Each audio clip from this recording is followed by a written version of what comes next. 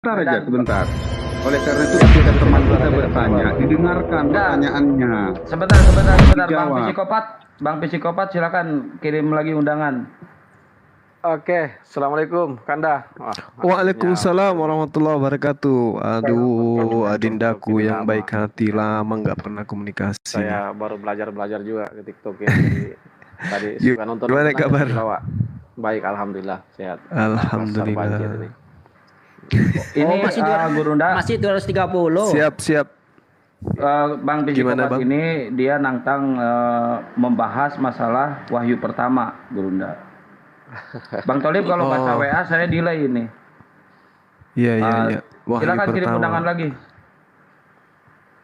Iya, Surah silakan Al-Alaq. dan nggak bisa apa-apa ini, masih belum seberapa yang ini. Jadi lanjutannya Oke, dengan Dinda, psikopat thank itu you. Pasti akan, mohon maaf ya, anak Medan pasti akan dijadikan tertawan. Saya pernah ketemu di mana kemarin si psikopat itu ya. Agak lucu-lucu juga sih itu, Bang. Nggak apa-apa. Padahal Ya gini pertanyaannya Gurunda, Iya. sebentar. Pertanyaannya gini, apakah Allah Oke, menciptakan kafir katanya gitu? Oh iya. Ya, Nanti silakan langsung bintang TikTok aja ke atas, sama Bang Anak bintang Medan. ke atas, Bang Santang. Oke. Saya turun ke bawah dulu. Ya. Assalamualaikum. pakai timer nggak nih? Saya siapin nih kalau pakai timer. Temar. Ya siapin aja. Pak Juma sama saya suka pakai timer. Nanti saya siapin satu slot buat temannya Bang Ginting yang tadi ya, Bang Ginting ya, Bang Anak Medan. Oh ya, anak Medan. Anak lubuk Udah, pakam. gua panggil Anak Medan gimana sih? Lubuk Pakam. Tadinya gua nggak mau bawa suku loh. Anak Medan itu kan kota, bukan suku. Udah, pertanyaannya apa tadi? Lanjutin aja biar nggak molor waktunya. Padahal dari Apa Serbian. pertanyaan? Mana psikopatnya mana? Saya kan hanya membantu aja. Ya udah, nanti kalau misalkan dia ngirim undangan saya terima. Udah, lanjutin aja. Nggak bisa dijambak itu. Nggak tahu. Enggak. Ya udah. Oke. Apa? Tadi kan saya kan hanya mempertanyakan itu. Saya bilang gini maksudnya.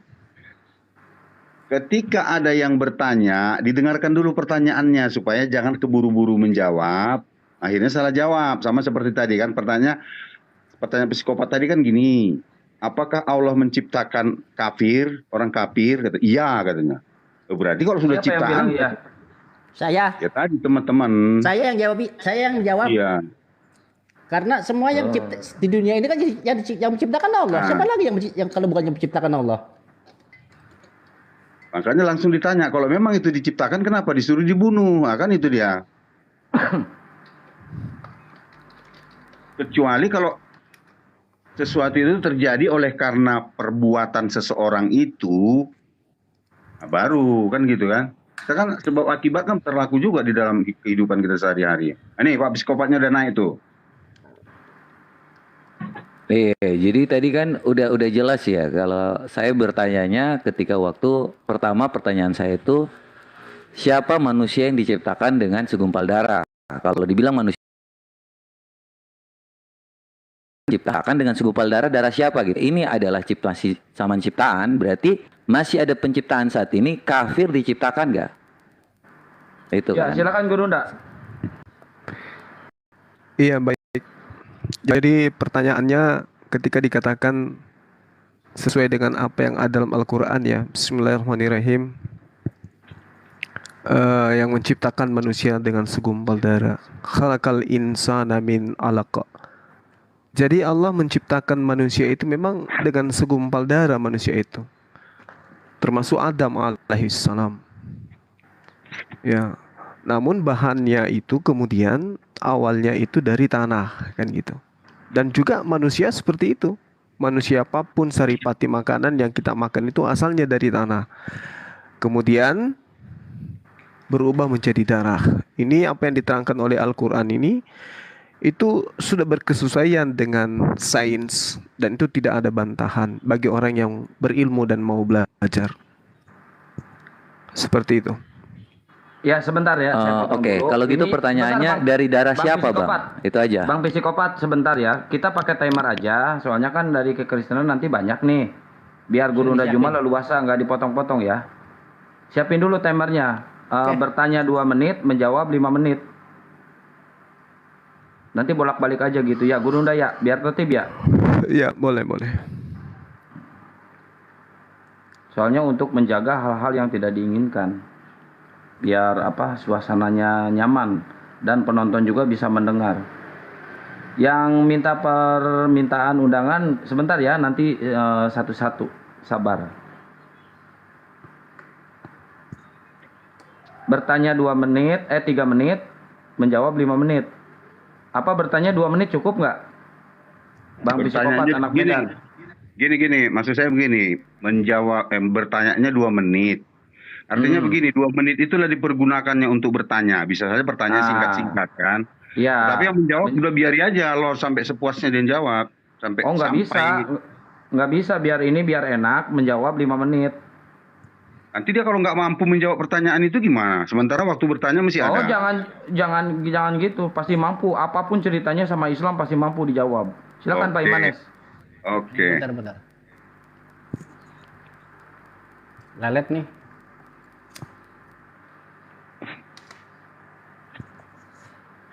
Dilanjut aja dulu.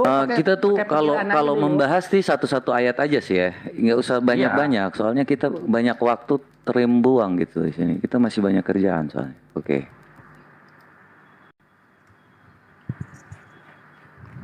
Ya udah dilanjut aja dulu nggak apa-apa.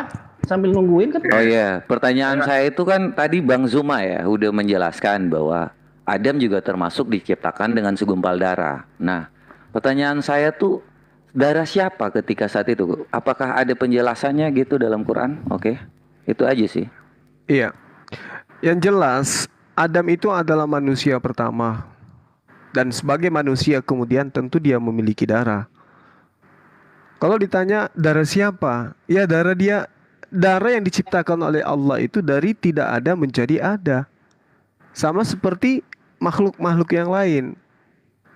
Bahwasanya makhluk yang diciptakan oleh Allah di atas muka bumi ini itu tidak kemudian berasal dari makhluk yang lain kemudian dijadikan sebagai binatang, tidak.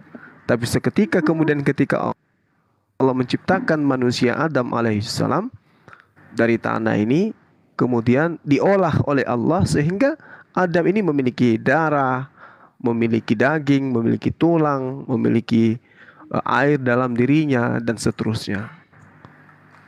Seperti itu adanya. Kalau ditanyakan darah dari mana? Ya dari darah yang tidak ada menjadi ada, diciptakan oleh Allah.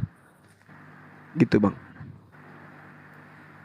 Ya, Oke, mungkin anak Medan ya, lanjutan silakan. deh. Soalnya saya ada mau kegiatan setiap jam 11:30. Ya, oke. Saya gini aja nih Pak Juma, saya ingin bertanya kira-kira menciptakan dengan menjadikan itu sama artinya nggak?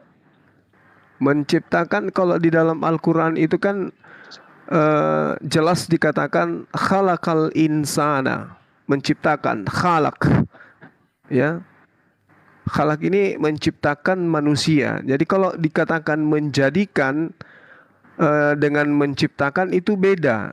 Namun cakupan muatannya itu ada kesamaan. Jadi Allah kemudian menjadikan manusia dari tidak ada menjadi ada. Allah menciptakan manusia dari tidak ada menjadi ada. Itu sama. Tapi dalam proses pemanaan kata menjadikan, ya bisa jadi itu adalah sesuatu yang sudah ada kemudian dijadikan. Tapi kalau yang dikatakan menciptakan dari hal yang tidak ada menjadi ada. Oke, saya tangkap ya Pak ya, menciptakan dari yang tidak ada menjadi ada ya. Iya. Oke. Kalau Adam diciptakan dari yang tidak ada atau dari yang ada? Adam itu diciptakan dari manusia yang tidak ada menjadi manusia yang ada. Berarti bukan diciptakan ya? Diciptakan, Pak. Loh, tapi kan Pak Juma tadi bilang diciptakan adalah dari yang tidak ada menjadi ada. Adam itu ada unsurnya tanah, ya, ikan, benar nggak? Ya, bisa.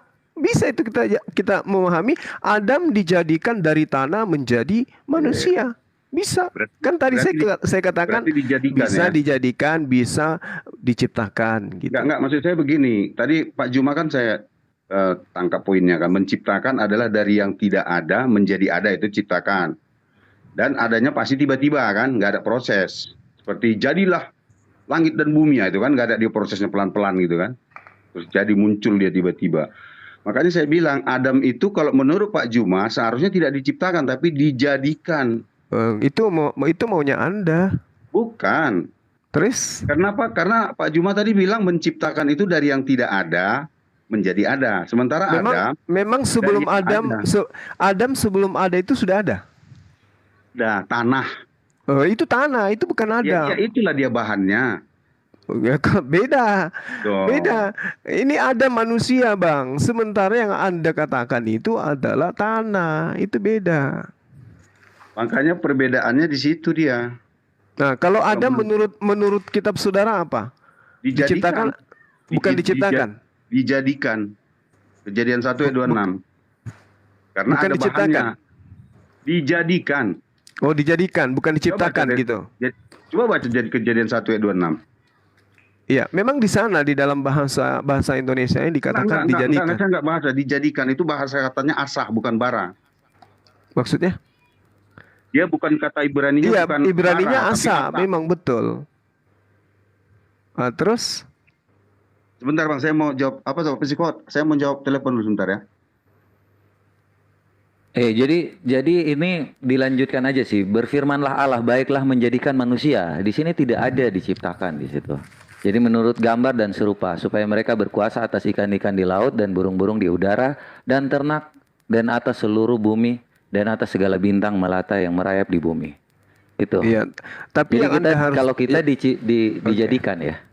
Ya, tapi kalau Anda harus pahami, kata asa itu bisa diartikan melakukan, membuat, berbuat, dibuat, dilakukan, atau menjadikan, itu bisa. Nah, sekarang rasio kita ini berfungsi apa tidak?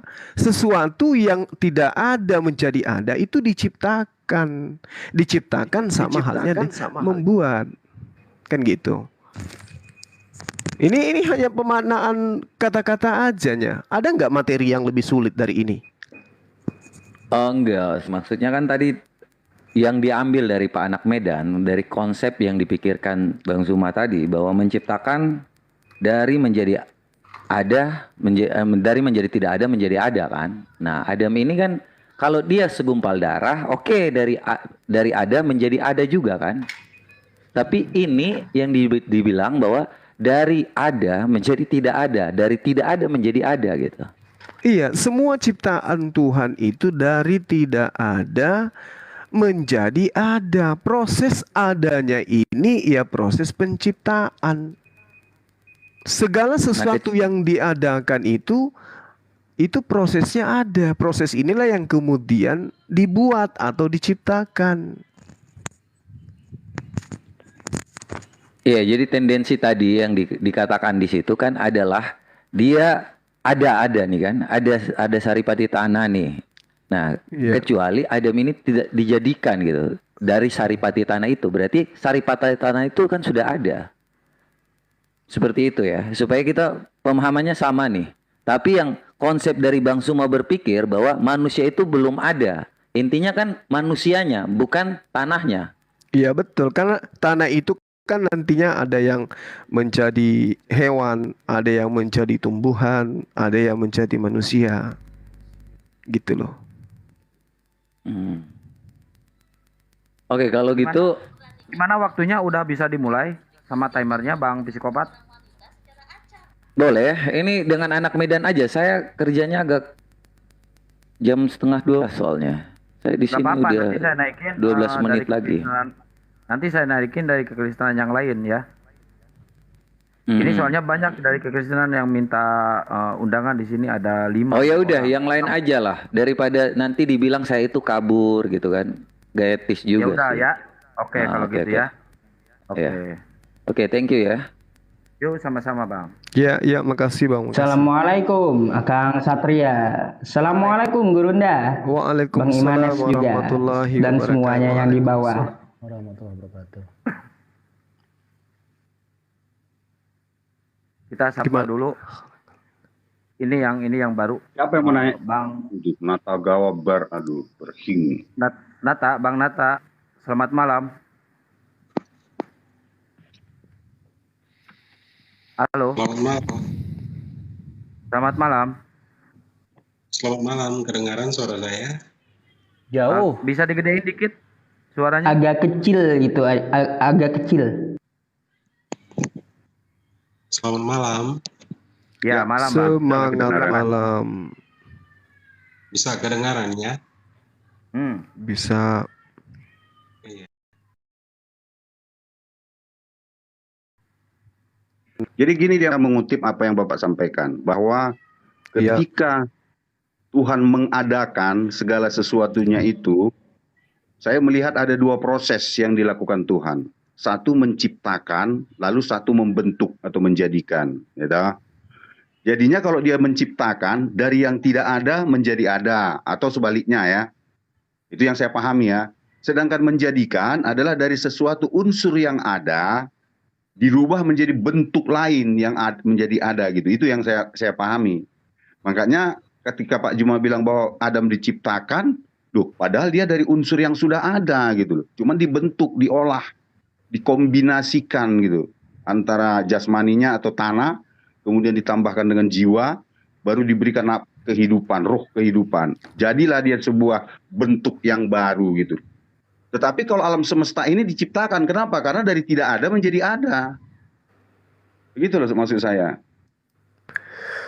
Iya, jadi gini, ketika kita berbicara mengenai Al-Qur'anul Karim, kita harus memaknai kata yang ada di dalamnya. Khalaqal insana min 'alaq. Dia telah menciptakan atau dia telah membuat manusia dari segumpal darah. Itu tidak ada masalah. Karena khalaqa itu dari akar kata khalaqa itu sendiri, khalaqa yakhluqu, itu bisa diartikan membuat, menghasilkan, menyebabkan, memulai, menciptakan, itu bisa. Jadi tidak ada masalah dengan kami di sini.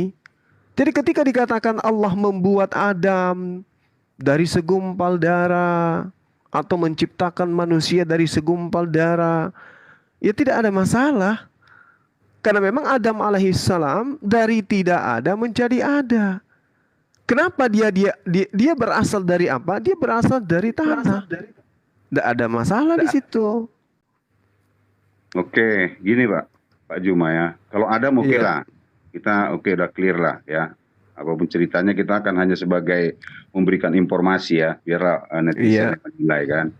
Sekarang begini ya, Pak Juma katakan tadi bahwa manusia diciptakan dari segumpal darah gitu. Sebenarnya yang mana ini? Karena saya baca di dalam surat yang ke-32 ayat 8, di sana disebutkan menjadikan keturunannya dari saripati air yang hina. Ini yang mana ini? Iya. Ya, saripati air yang hina itu sperma yang dimaksud di situ. Sperma atau Air mani? mani. Mani ya, dengan bukan sperma kan ya. sama. Enggak lah. Beda enggak? Beda ya sperma dengan mani. Beda. Sperma Coba Anda itu- terangkan. Oke, kalau air mani itu adalah cairan yang mengandung terdiri dari beberapa unsur ya. Sedangkan sperma itu ya protein khusus ya, protein khusus yang akan membentuk menjadi zigot. Jadi yang menjadi manusia itu bukan air maninya, hanya zigotnya itu aja, sperma. Kita bisa berbicara di kedokteran. Iya. Saya sudah baca itu literasinya. Ada perbedaan antara air mani dan sperma, ada perbedaannya. Iya. Sangat signifikan. Oke. Jadi yang diterangkan di Al-Quran apa? Sperma atau air mani? Oke, ada air mani ya. Saya baca. Air Cuman mani. jangan ke sana dulu. Di sini kan dikatakan, tadi Pak Juma bilang bahwa Tuhan menciptakan manusia dari segumpal darah. Gitu, menciptakan. Ini kalimat menciptakan ya Pak Juma gunakan. Sementara di ayat lain dijelaskan bahwa keturunan Adam itu dijadikan dari saripati air yang hina. Yang benar yang mana ini? Ya, itu semua benar, Pak. Oh, semua benar. Iya. Apa yang menurut Oke. Anda salah di situ? Loh, tapi kan dua beda. Tadi segumpal darah, ini saripati air yang hina. Lah, manusia kan dari segumpal darah. Oh, segumpal darah? Lah iya. Enggak lah, kan dari saripati air yang hina harusnya. Lah itu prosesnya. Makanya Al-Quran itu harus dipelajari secara komprehensif. Tidak dipelajari ayat per ayat, Pak. Apalagi ketika berbicara mengenai proses penciptaan manusia. Tidak bisa Pak ya. dipisahkan itu. Ya, gimana? Kalau dia kata sudah berbicara tentang manusia, ya toh, Ya, maka kata menciptakan atau menjadikan pun harus yang digunakan yang pertama kali. Ya kan? Unsur yang pertama kali itu yang disebutkan. Kalau berproses, oke lah, nanti berproses jadi segumpal darah, menjadi daging, menjadi tulang, dan sebagainya itu oke. Tetapi kalau katanya diciptakan dari segumpal, itu berarti dari itu awalnya, Pak. Awal itu. Bukan pertengahan. Tadi Bapak bilang kan darah itu di pertengahan. Awalnya itu, kata dari itu harus awal, bukan di pertengahan. iya. Kita kan Jadi, menggunakan bahasa yang benar ya. oke. Menggunakan bahasa yang Jadi baik. kalau saudara tidak memiliki unsur darah di dalam tubuh Anda, apakah tubuh Anda bisa menghasilkan sperma? Oke. Ya. Maksudnya gimana nih?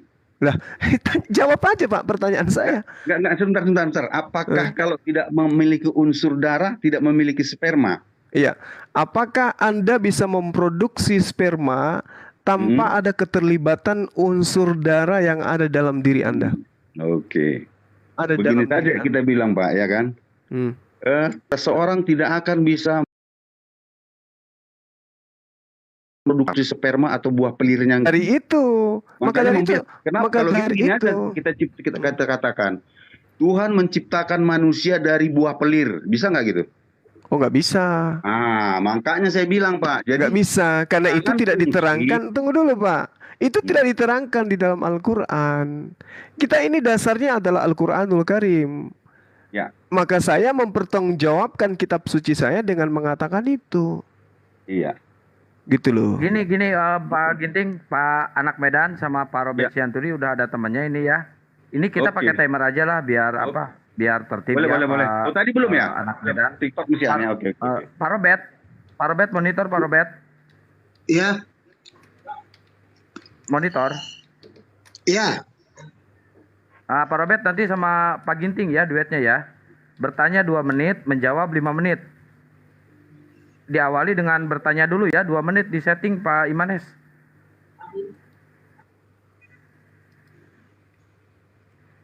Mana lagi nyetingnya lagi? Aduh.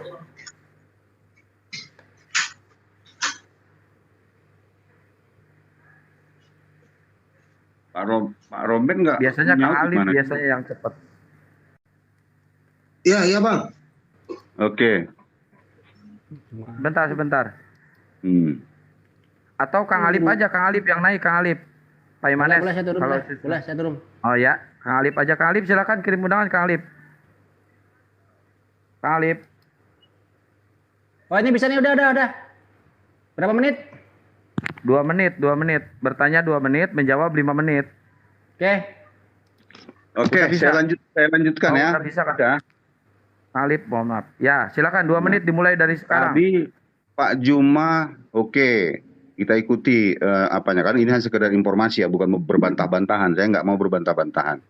Tadi Pak Juma bilang bahwa segumpal darah itu fungsinya memproduksi mani. Berarti di dalam tubuh manusia itu hanya segumpal darah yang memproduksi mani, bukan seluruhnya atau sebanyak yang 4 liter atau 5 liter itu. Ini kan jadi pertanyaan apa? Nggak ada dikatakan cuma darah Pak. Tadi Bapak bilang diciptakan dari segumpal darah. Itu Al-Quran yang mengatakan itu. Dan Ya, saya memang percaya manusia itu. ini memang manusia ini asalnya dari sana Pak. Kehidupan manusia tanpa darah itu nggak ada manusia hidup tanpa darah.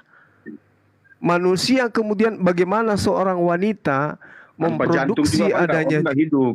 tidak begitu cara mempelajari Quran. Oh. Ini berarti masih Jadi, TikTok ya? Oh, lanjut.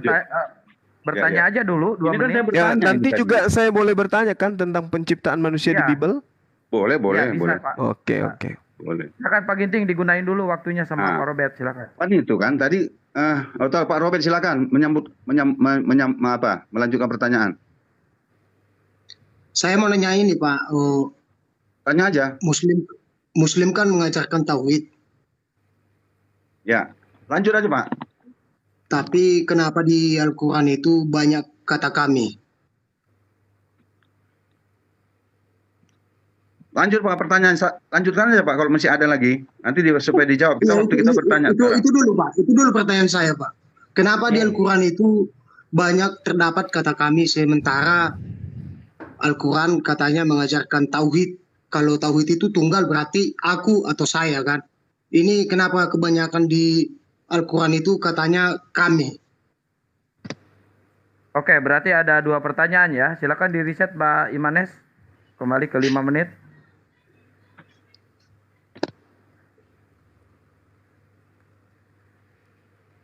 Ya, silakan Guru Nda. Iya.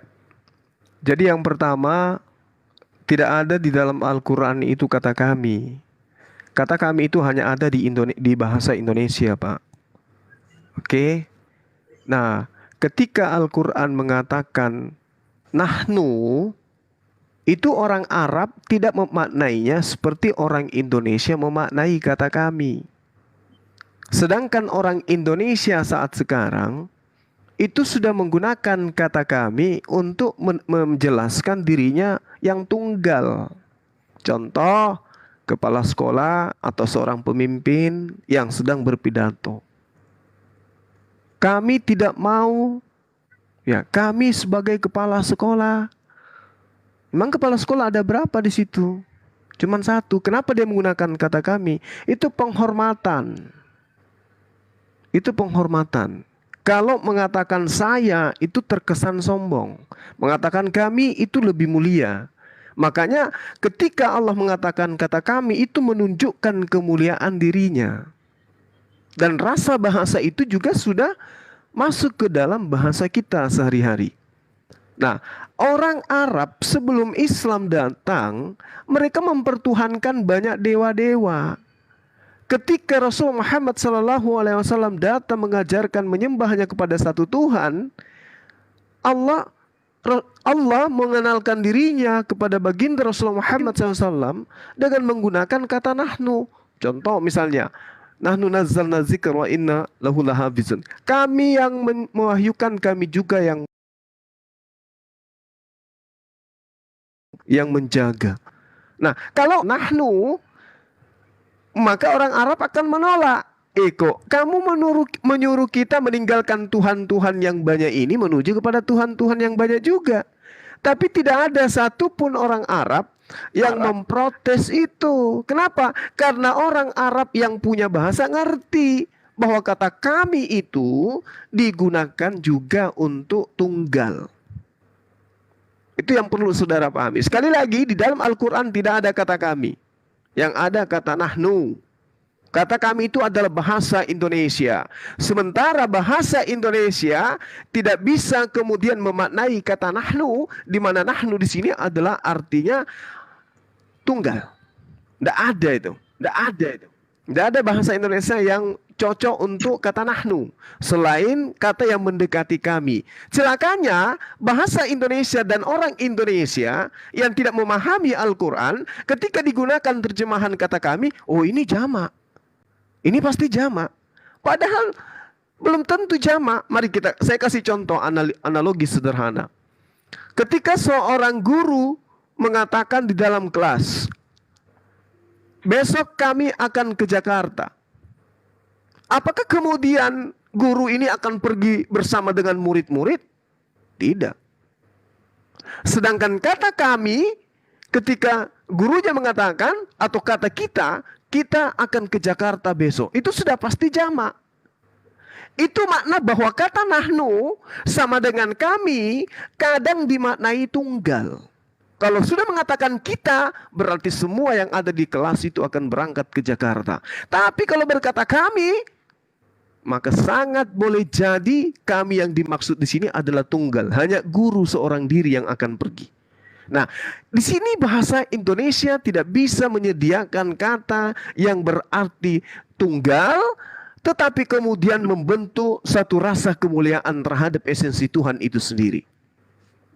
Jadi kami dalam bahasa Indonesia adalah jamak, tetapi sekarang sudah berubah makna, kami bisa berubah menjadi tunggal. Kenapa itu? Karena terpengaruh oleh kata nahnu yang ada di dalam Al-Quranul Karim. Jadi tidak ada itu kemudian orang Arab yang membantah baginda Rasulullah, mengatakan Rasulullah mengajarkan kepada kami menyembah kepada Tuhan yang jamak. Itu nggak ada.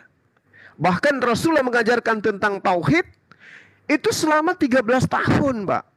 13 tahun Rasulullah itu memperkenalkan Allah Subhanahu wa taala yang berdiri sendiri itu. Ya. Itu yang perlu saudara pahami. Lalu kemudian terkait dengan proses penciptaan tadi, sains, teknologi, ilmu kedokteran itu berkesesuaian dengan Al-Qur'anul Karim ketika berbicara tentang proses penciptaan manusia. Pertanyaan saya, di dalam kitab saudara Ayub 10 kalau saya tidak salah, manusia dicatat di Waktu habis. Jangan takut, Pak, jangan takut. Bukan jangan bertanya. Kita bermain waktu nanti. Jangan takut, jangan takut. Nambahin 2 menit. Ini waktu saya bertanya 2 menit loh. 2 menit. Iya, makanya Silakan diri 2 Pak menit. Juma. Nggak usah Saya takut, mendengarkan nggak usah waktu. Sebentar, Bukan, sebentar. saya tidak takut. Nanti Nggak usah sama takut. saya di ini, Sebentar. Pak Ginting, Dengar kan saya dulu, ini kita moderatornya. nggak boleh tendensius ya. Oke. Maksud saya Nggak usah. Sebentar, Pak Ginting. Justru Kan saya ada yang kelihatannya Anda yang sangat tendensius. Benar, Oke. saya jelaskan ya. Pak Juma nggak usah bilang kami takut, itu udah tendensius maksudnya. Gini saya Ya bilang. enggak, ada kita. 2 ada menit kita ya. waktu saya Pak, untuk bertanya, Bentar Pak. dulu. Enggak, biar saya sampaikan dulu. Begitu saya bilang waktu supaya di reset menjadi 2 menit, Bapak yang bertanya. Ya, Itu ya, Ada ya, moderator. ya. Ada moderator. Ada moderator. Ada Itu kan moderator. Nggak usah panik, nggak usah panik. Ada Sebentar. moderator. Sebentar, Pak. Izin saya bicara, izin timer saya bicara. Izin Waduh. timer saya bicara. Bisa tadi 5 menit, saya teruskan ke 2 menit. Itu sebenarnya nggak apa-apa. Tanpa di-post, tanpa di-reset nggak apa-apa. Nanti Pak, jadi 7 menit. kita harus jujur adil. Itu semua peraturan harus Saya ditegakkan. tahu, Pak. Pak, saya yang pegang timer. Nanti Iya, akan saya berjalan. tahu. Tapi kan akan Bapak berjalan di 2 menit. memberitahu kepada kami. Otomatis Minum air akan dulu, saya- Pak. Gini, Anak Waduh. Medan, minum air dulu, Pak. Minum air. Bukan minum air, Pak Juma yang harus minum air. Saya mengingatkan yang baik kok malah saya disalahkan. Betul, sebentar, air, sebentar, minum air. Ya, sebentar, anak sebentar. Sebentar. Lucu. Enggak, Sebentar, saya sebentar. tengahi dulu Pak Imanes, anak Medan, Pak Imanes, sebentar. Gini aja, bertanya sama menjawab 7 menit aja, langsung. Nah, itu saya begitu tadi, Biar maunya nggak- begitu. Saya Oke, tahu, saya kalau- paham. Biar Ya, nggak- tadi kan Sudah saya disepakati mendengarkan, ya. bertanya Ya, 2 udah, menit, lanjut. menjelaskan Ya, udah. 5 menit, kan gitu. Sudah lah, nggak usah dibahas Silakan. lah. Kalau orang mengingatkan itu diterima, kenapa sih? Udah Ya, diterima. Bapak udah nggak perlu diterima. mengingatkan Silakan, kalau Guru, waktu Nak. saya Kok nggak masih perlu ada. mengingatkan? Loh, Kita kan sama-sama Pak. manusia, Pak. Emang Bapak Pak. sempurna? Waktunya kan aturannya ada, Pak. Iya, tapi 5 perjanjian awal menit kita gimana saya tadi? menjelaskan, 2 menit saya Waduh, ini bertanya. nggak lagi nih. Ini yang Waktu nggak saya percaya, masih nggak 5 percaya. menit loh. Saya kalau diingatkan Ya, saya silakan terima Guru dong. Ndak bertanya, Guru Ndak. Biar Gitu, nggak ini. ya. Jadi kita udah lama debat. Tapi Ya, Pak Ginting hal udah diam dulu, sepertinya Pak. aja- Ada Pak moderator. Medan. Ada Anak Medan moderator, udah Pak. kita- Lanjut, Moderator lanjut, lagi. udah. Itu udah Lagi di reset kita. itu. Udah oke, silakan.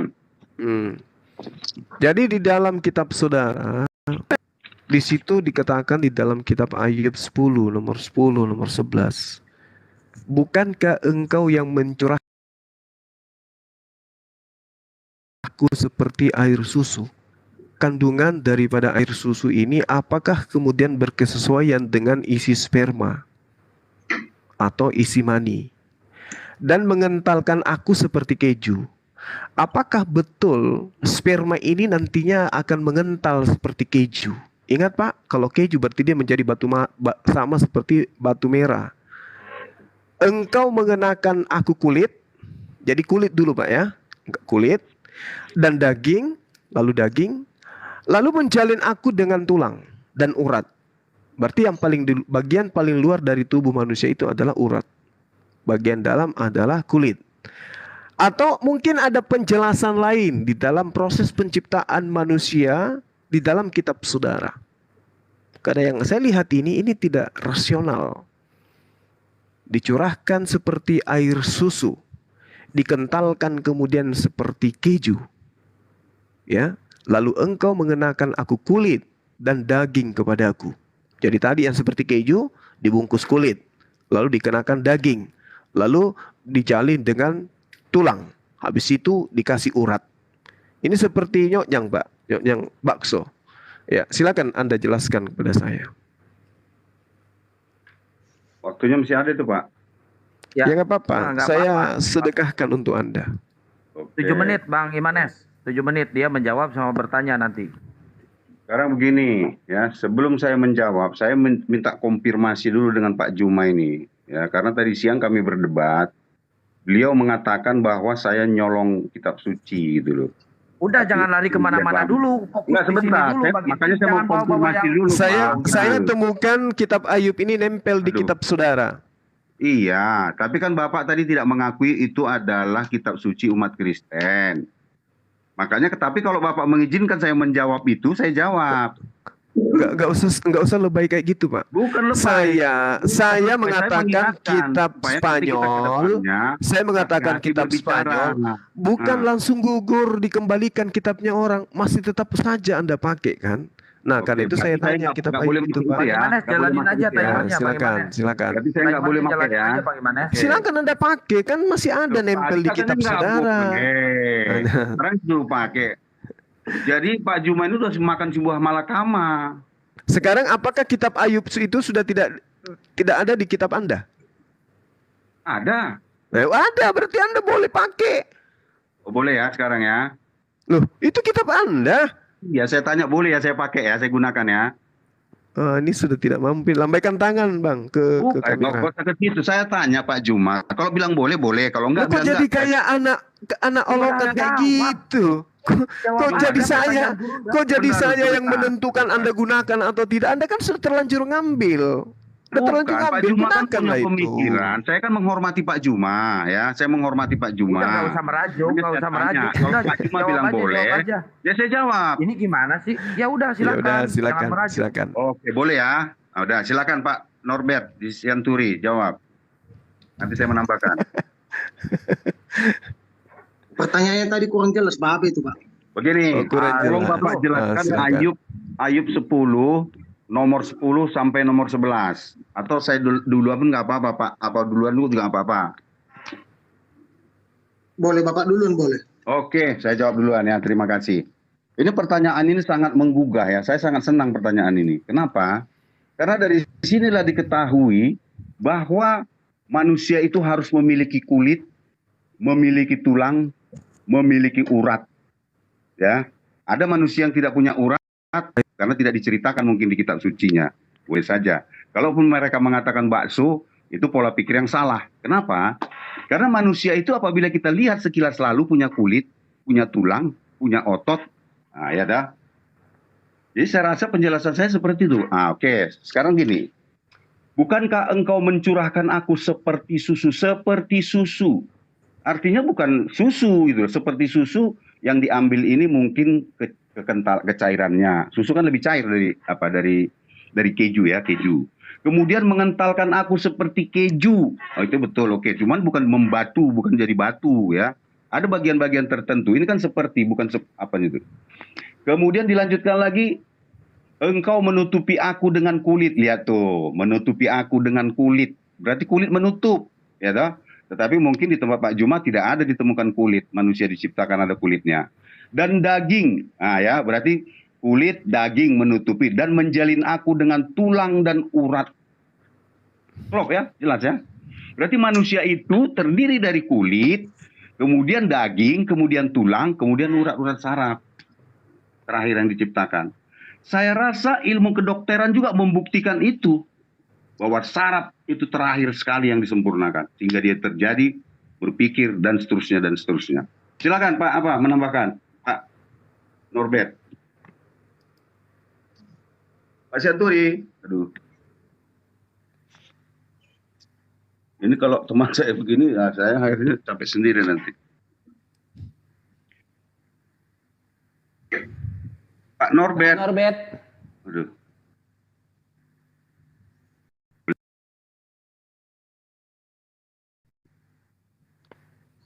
Cek. Ya sudahlah, itulah yang jawaban saya. Nah, sekarang waktunya kan masih banyak nih. Kalau apakah bisa saya gunakan langsung untuk bertanya, kan nggak etis juga kan, karena waktu yang disediakan bertanya hanya 2 menit. Tapi nggak apa-apa lah, yang sisanya itu ya udah saya stop sampai sini. Nanti ketika tinggal 2 menit lagi, saya akan lanjutkan sebuah pertanyaan. Itu Pak, saya rasa. Enggak, langsung aja bertanya, nggak apa-apa. Nggak usah lah, kita sportif aja. Kan tadi narasinya kan 5 menit menjawab, 2 menit bertanya. Saya nggak mau istilahnya peraturan dirubah-rubah terus. Bukan berubah. Bukan. Kalau memang jawabannya sudah di situ, Kan kita nunggu 3 menit, nunggu begini kan cengok. langsung dilanjut aja pertanyaan. Oke, saya Enggak gunakan. Bang, waktu yang ada digunakan untuk tanya jawab untuk menyelesaikan permasalahan ini. Iya. Jadi begini, istilahnya kalau ada saran dari pihak Kristen pun aturannya diterima juga dong. Ya kan enak kita. Jadi kita fair gitu loh. Terus kayak gini Jadi teman diem-dieman. saya coba saya cek dulu sekali lagi, teman saya ada nggak? Nanti aduh. Tanya dia, Jangan atau begini aja Pak, kalau memang dia nggak bisa berkomunikasi, teman-teman yang lain boleh nggak dinaikkan? Saya juga nggak ngomong, Pak.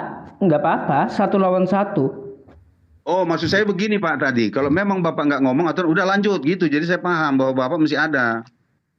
Pak. Ya sudah, lanjut aja. Kalau Pak Norbert nggak ngomong, saya nggak akan ngomong, nggak temani Bang Juma. Silakan berdua gitu. Oke, Kita kalau adil gitu saja. Ya. Oh, Pak, ini Pak Yusuf rupanya, suaranya kebetulan dari Pak Norbert tadi.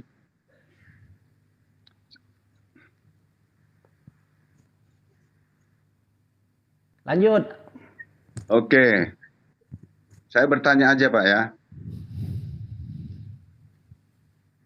Di dalam Al-Quran yang saya baca, ini sebenarnya saya terilustrasi dari Pak Juma sebenarnya ya. Di dalam Al-Quran, di dalam surah yang keberapa itu ya? Surah yang ke-57 ya. Ayat 22 dijelaskan. Boleh saya baca sebentar Pak ya? Boleh. Ya, silakan. Boleh ya.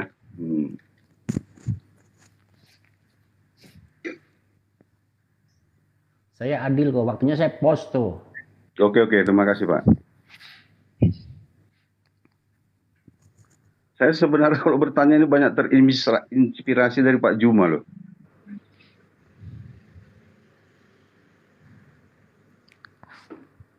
Ada ya, 5 aduh.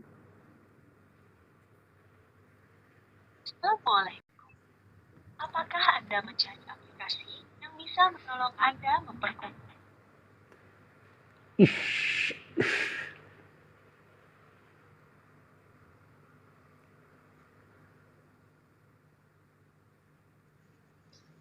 Dah, ketemu?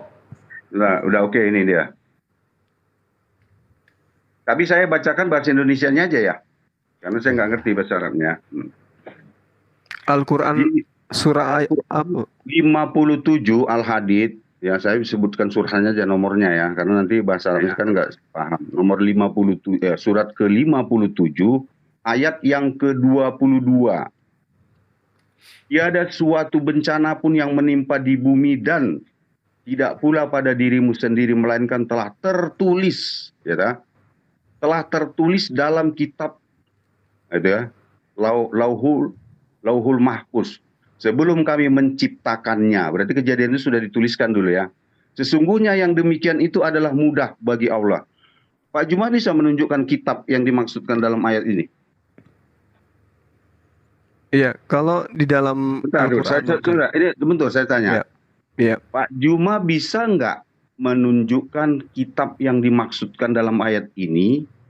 Iya. Pertama, kemudian, apakah Pak Juma percaya dengan ayat ini? Padahal Pak Juma mungkin tidak bisa menunjukkan kitab yang dimaksud. Ini saya rasa mungkin Pak Juma ngerti ya, ada hubungannya dengan yang tadi siang ini. Terima kasih. Oke, Iya, saya baik. reset ya. Saya reset dulu ya. Oke. Iya. Sebelum saya menjawab, saya minta ketegasan kepada pelaksana dialog ini ya. Bahwasanya tadi waktu saudara kita Kristen itu harusnya dia tuntaskan untuk menjelaskan, tapi memang dari Kristen ini yang tidak sanggup lagi untuk meneruskan menjawab. Karena data yang digunakan dari kitab Ayub itu tidak rasional kemudian.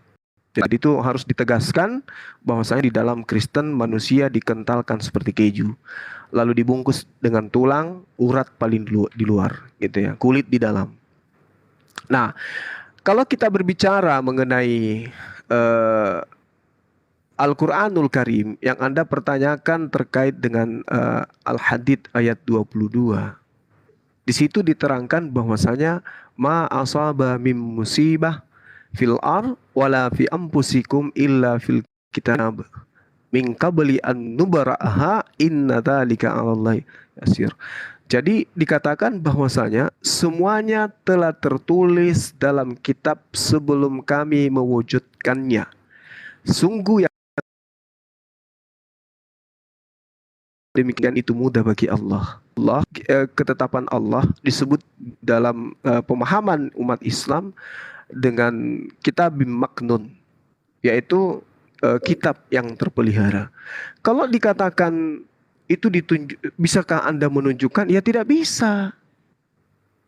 Tidak bisa, karena itu adanya di atas, di langit. Dan memang Al-Quran menyebutkan itu sampai 16 kali dalam Al-Quran tentang Lauhul Mahfuz ini. Itu bukan kemudian adanya di atas muka bumi ini. Sama seperti ketika dikatakan tahta Allah, arsy Allah itu bukan di bumi. Jadi tidak bisa kemudian kita lihat.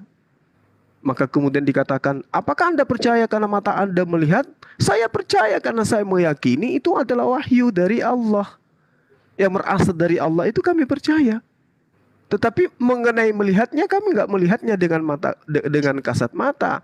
Tetapi ketika kemudian dikatakan bahwasanya Lauh Mahfuz itu ada, itu jelas sekali bahwasanya kami sebagai orang Muslim harus meyakini itu, bahwa ketetapan-ketetapan yang terjadi, kejadian-kejadian yang ada itu sudah ditetapkan oleh Allah. Ya, ketika dikatakan tertulis, itu artinya sudah terprogram. Kitab-kitab ini kemudian sudah terprogram. Dia sebagai server. Itu kami maknai seperti itu.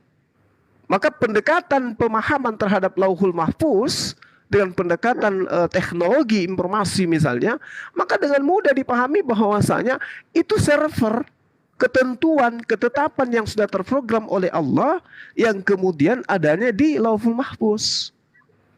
Ini yang kami pahami. Jadi ketika diterangkan bahwasanya apa yang terjadi di atas muka bumi ini itu sudah ditentukan oleh Allah, yes. Jadi tidak terjadi dengan sendirinya, tapi sesuatu yang terjadi karena memang Tuhan sudah tentukan segala sesuatu itu. Seperti itu yang ingin saya katakan. Jadi ketika berbicara mengenai Al-Hadid ayat 22, setiap bencana yang menimpa di bumi dan yang menimpa dirimu sendiri, semua telah tertulis dalam kitab sebelum kami mewujudkannya. Jadi itu sudah ketetapan. Itu sudah ketetapan. Nah, karena itulah kemudian Allah Subhanahu wa ta'ala itu dikatakan maha melihat, maha mengetahui. Jadi aspek yang belum terjadi terhadap makhluk, Allah sudah tahu endingnya. Allah sudah paham, ini akan seperti ini akan seperti ini. Makanya dikatakan ilmu Allah itu meliputi segala sesuatu. Sedangkan kalau ada sosok yang tidak mengetahui tentang sesuatu, itu bukan Tuhan dan tidak layak dituhankan. Kalau Allah itu mengetahui, inni a'lamu ma la ta'lamun. Allah itu maha mengetahui dari aspek yang tidak diketahui oleh makhluk. Nah, jadi berbicara mengenai wujud Lauh Mahfuz, para sahabat kemudian sahabat Rasulullah maksud saya, itu mereka memahami terkait dengan pengajaran ini bahwa itu adalah ketetapan-ketetapan yang sudah dituliskan kemudian di dalam satu pengajaran di dalam konsep Islam seperti apa yang saya terangkan tadi, bahwa itu terkait dengan apa yang akan terjadi, yang sudah terjadi, yang sedang terjadi, yang dihadapi oleh umat manusia. Jadi Lauh Mahfuz ini itu juga adalah merupakan makhluk, layaknya arsy, layaknya surga, layaknya neraka, itu adalah makhluk yang sudah menjadi ketetapan Tuhan. Jadi kalau Anda mengatakan apakah Anda percaya? Yes, saya percaya. Ya, saya percaya. Di dalam Al-Quran surah An-Naml ya kalau saya nggak salah, di situ diterangkan tiada sesuatu pun yang gaib di langit dan di bumi melainkan terdapat dalam kitab yang nyata. Kitab yang nyata inilah yang disebut Lauh Mahfuz, ketetapan Tuhan. Ya, saya kira begitu yang ingin saya katakan kepada saudara. Giliran saya bertanya, dan saya berharap supaya Anda itu menjawabnya dengan tuntas supaya kita mendapatkan edukasi. Apa yang Anda ketahui ketika kitab Ayub ini tadi menerangkan bahwa manusia itu dikentalkan seperti keju? Apakah kemudian menurut ilmu kedokteran sudah berkesesuaian bahwa sperma itu mengeras seperti keju? Anda pasti tahu keju. Apakah mungkin kemudian manusia, janin, embrio itu bisa jadi ketika sperma itu mengeras seperti keju? Tunjukkan disiplin ilmu apa yang kemudian bisa digunakan. Karena kalau kedokteran tidak mungkin. Tidak mungkin. Disiplin ilmu apa kemudian yang bisa digunakan untuk membenarkan kitab yang Anda gunakan ini bahwasanya betul sperma itu ketika dibuah ovum ketika dibuahi itu dia mengeras seperti keju. Sedangkan belum menjadi keju, wanita itu terkadang kena kanker, kankernya pun lembek, tidak seperti keju. Bagaimana kalau jadi keju? Silakan. Oke. Terima kasih waktunya Pak di riset.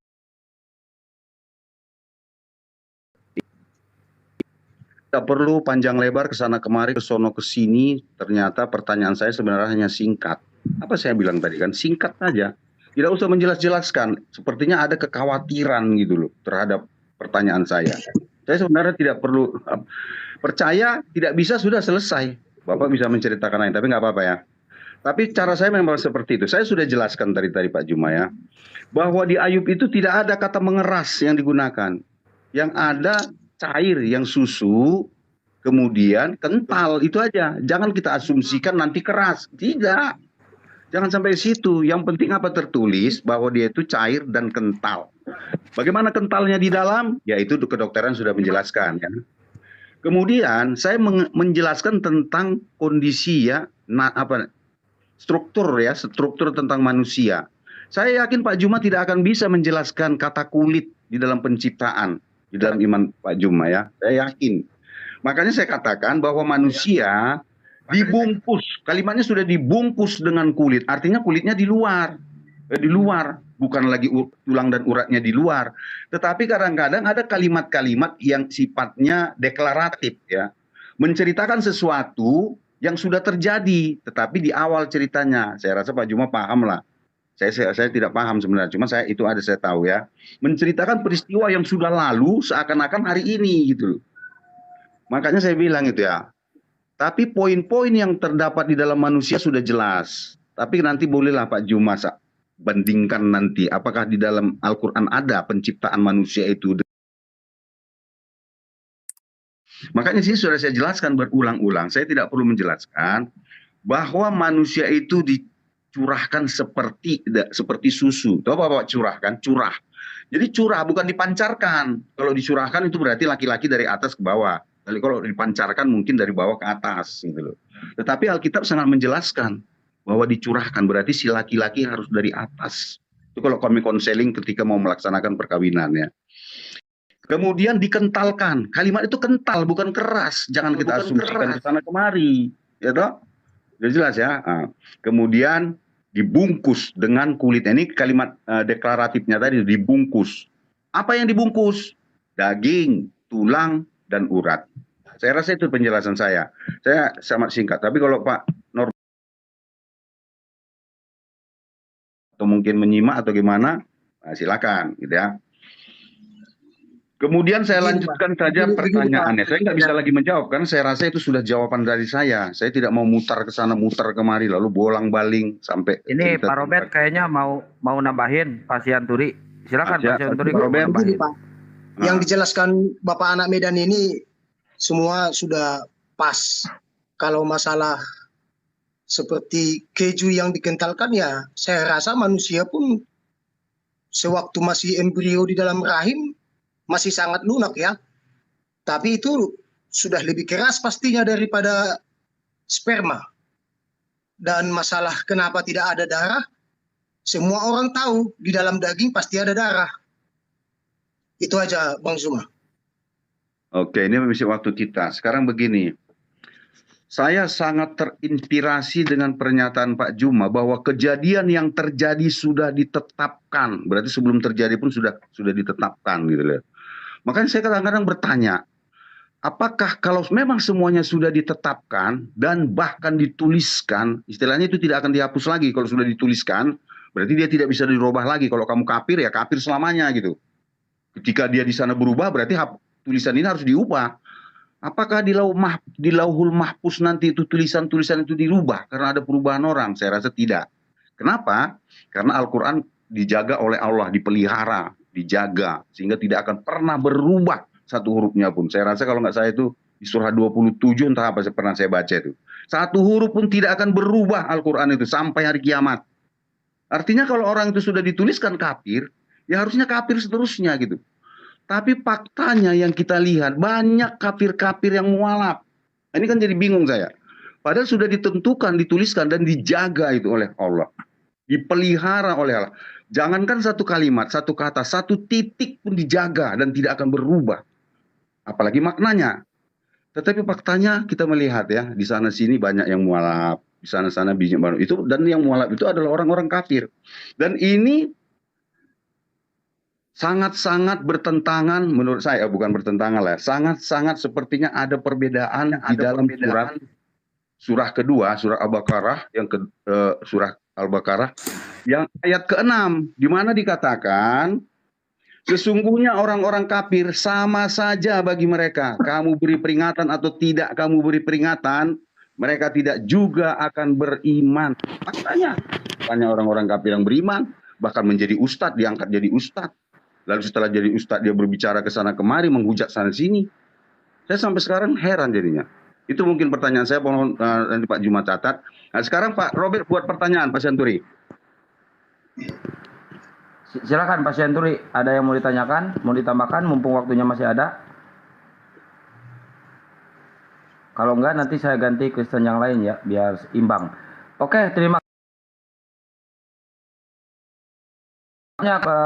Pak Anak Medan, Pak. Iya, Waktunya baik. di setting dulu.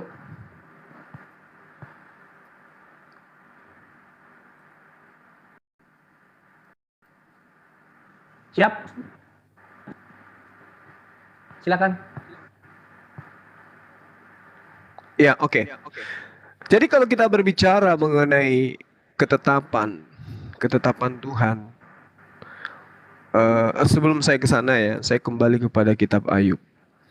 Jadi gini kawan, ketika Anda mencoba untuk menganalisa kitab saudara, menganalisa dalam arti kata Anda mencoba untuk memberikan asumsi terhadap apa yang ada di dalam kitab saudara. Kitab saudara mengatakan, engkau yang mencurahkan aku seperti susu dan mengentalkan aku seperti keju. Original teksnya jelas di situ menggunakan kata gafah. Kata gafah itu beku atau membeku. Nah, kalau dikatakan Anda menggunakan kata mengental, keju itu tidak mengental, keju itu membeku. Maka kata gapa di sini beku atau membeku. Ini tidak bisa Anda pungkiri, karena kita berbicara mengenai apakah ini firman Tuhan sudah berkesesuaian atau ini hanya cerita yang dibangun kemudian. Engkau yang mencurahkan aku seperti susu, mengentalkan aku seperti keju. Mengental di sini sebenarnya adalah membeku karena menggunakan kata gapa. Tapi lagi terjemahan Indonesia mengambil kata mengental. Keju itu tidak mengental, keju itu proses akhirnya adalah membeku. Apakah manusia seperti itu? Lalu kemudian ketika Anda berbicara, engkau mengenakan aku kulit dan daging kepadaku, serta menjalin aku dengan tulang dan urat. Ini kalau kita urutkan, seperti Al-Quran berbicara tentang urutan proses penciptaan pada diri manusia terkait dengan apa yang ada dalam surah Al-Mu'minun ayat 12 sampai nomor 4 ayat 14. Bagaimana kemudian Al-Quran menelaah tentang proses penciptaan manusia yang terkait dengan sulala mintin saripati tanah, lalu kemudian berbicara mengenai nutfah, sperma, lalu berbicara mengenai alaqah, segumpal darah, berbicara mengenai mudghah, segumpal daging, dan seterusnya. Maka ini sangat tidak rasional. Kenapa saya katakan? Karena kalau kulit yang lebih di dalam daripada tulang, maka itu akan tidak rasional. Karena kenapa? Al-Quran mengatakan kata izam, tulang atau kerangka, itu posisi berada di dalam dia. Dibungkus oleh apa? Mudghah. Mudghah itu segumpal darah. Sedangkan di kitab Ayub, tulang di luar, daging di dalam, kulit di dalam. Kalau di Al-Quran berbicara mengenai kulit, jangan Anda katakan sesuatu itu tidak diterangkan di Al-Quran. Salah Anda. Kullama nadijat juluduhum baddalnahum juluda ghairaha haliyazukul azabah.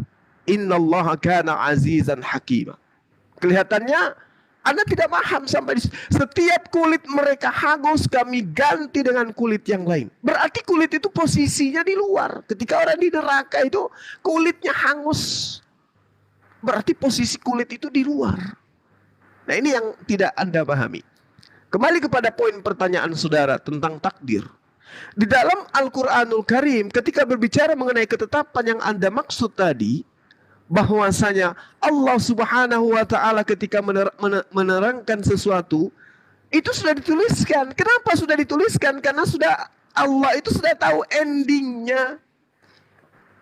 Lauhul Mahfuz menerangkan bahwasanya saudara anak Medan dari usia sekian, usia 1 hari sampai kemudian dia balik itu adalah Muslim.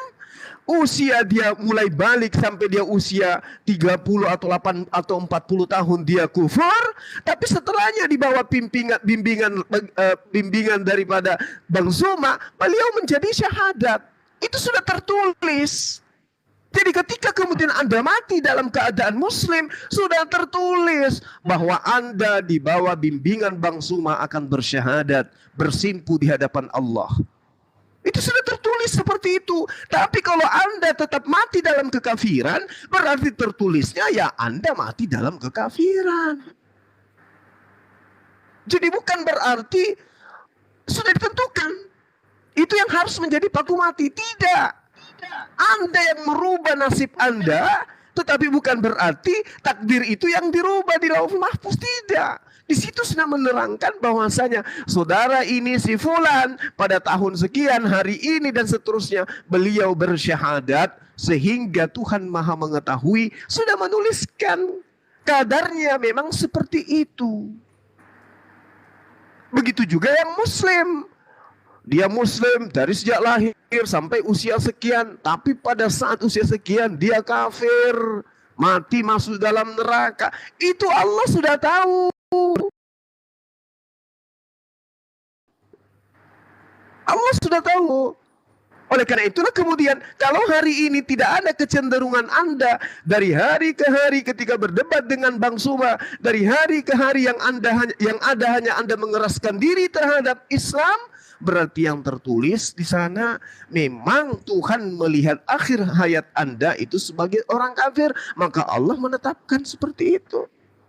Tapi sebaliknya, ketika hari demi hari hati Anda terketuk untuk mengenal Islam lebih jauh, maka saya curiga jangan sampai di Lauhul Mahfuz itu tertulisnya Anda itu mati dalam keadaan Muslim.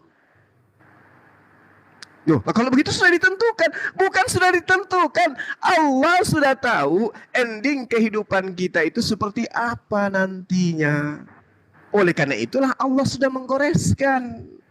Bukan kemudian atas goresan itu kita ikuti goresan itu, tidak. Kita yang menentukan jalan kita, karena ya kita yang menentukan jalan kita itu sendiri. Tuhan tahu, oh ini jalan yang dipilih oleh si fulan, maka Tuhan sudah gariskan mengikuti apa yang kita pilih. Maka Allah mengatakan tidak merubah nasib kecuali oknum tersebut yang merubah nasibnya. Jadi berbicara mengenai takdir, Anda jangan salah pahami. Anda lah yang melakukan itu. Allah Maha mengetahui ending kehidupan Anda, sehingga Allah lebih dulu mencatatnya. Waktunya sudah habis. Pertanyaan Silakan, tidak ada gimana ini? Ya, saya masih mengharapkan Anda menjelaskan tentang kitab Ayub. Oke, Silakan. ya. Satu aja, saya nggak usah terlalu banyak pertanyaan. Oke, riset. Silakan. Oke, terima kasih. Saya sudah jelaskan berulang kali kepada Pak Juma, tapi Pak Juma tetap tidak tidak bisa menerima gitu loh. Kenapa? Di dalam ayat itu sudah jelas kata kental yang ada, kata cair yang seperti susu yang ada. Jadi begini Pak Juma ya, saya bacakan dulu tentang proses pembuatan keju ya. Proses pembuatan keju pertama-tama diawali dari pemanasan susu sampai suhu 90 derajat selama 15 sampai 30 menit untuk membunuh bakteri patogen. Setelah dipasteurisasi, susu diberi bakteri Lactobacillus bulgaricus dan asam laknat untuk menggumpalkan protein susu. Lihat tuh ya, menggumpalkan protein susu. Jadi sampai sini pembahasannya. Jangan kita cerita sampai dia nanti kental, dijemur, dikeringkan, bukan itu. Yang penting Alkitab sudah menjelaskan proses manusia itu sampai dia kental, bukan sampai dia keras mau jadi manusia, jangan dipaksa. Karena Alkitab meneraskan sampai kental saja. Makanya saya heran ketika Pak Juma memaksakan sampai keras, padahal Alkitab tidak menuliskan. Ini namanya pemaksaan, gitu kan? Padahal Alkitab sudah meneraskan. Kedua, saya sudah mengatakan bahwa aku dibungkus. Lalu dibilang kalau sudah dibungkus kulit, berarti kulit paling luar. Ini bahasa Indonesia yang sederhana menurut saya. Kalau Pak Juma mengatakan dibungkus, kemudian ada lagi di luar pembungkus itu udah nggak ngerti lah. Saya sudah lelah menyampaikannya itu. Bahwa aku dibungkus kulit. Artinya kulit paling luar. Itu bahasa Indonesia yang sederhana ya. Kemudian yang saya tanya tadi tentang kulit pada proses janin. Kok Pak Juma menceritakan kulit pada peristiwa di neraka. Ini kan nggak nyambung. Ya kan? Saya menceritakan proses kulit pada saat janin ada nggak tertulis. Jangan ceritakan yang di neraka. Janin sama neraka itu kan hal yang berbeda, sangat-sangat berbeda. Nanti sekali lagi tolong Pak Juma ya ditanggapi lah. Kemudian ini yang saling serius sekali ini. Sudah tahu, sudah menuliskan. Artinya orang masuk surga atau neraka itu Tuhan sudah tahu lah istilahnya itu. Lalu tiba-tiba Pak Juma ya nggak boleh diikuti goresan itu. Kan bingung lagi. Bahkan mengatakan Tuhan tidak akan merubah nasib suatu kaum apabila dia tidak sendiri merubahnya. Ini maksudnya apa? Padahal sudah dituliskan. Lalu disuruh juga merubah.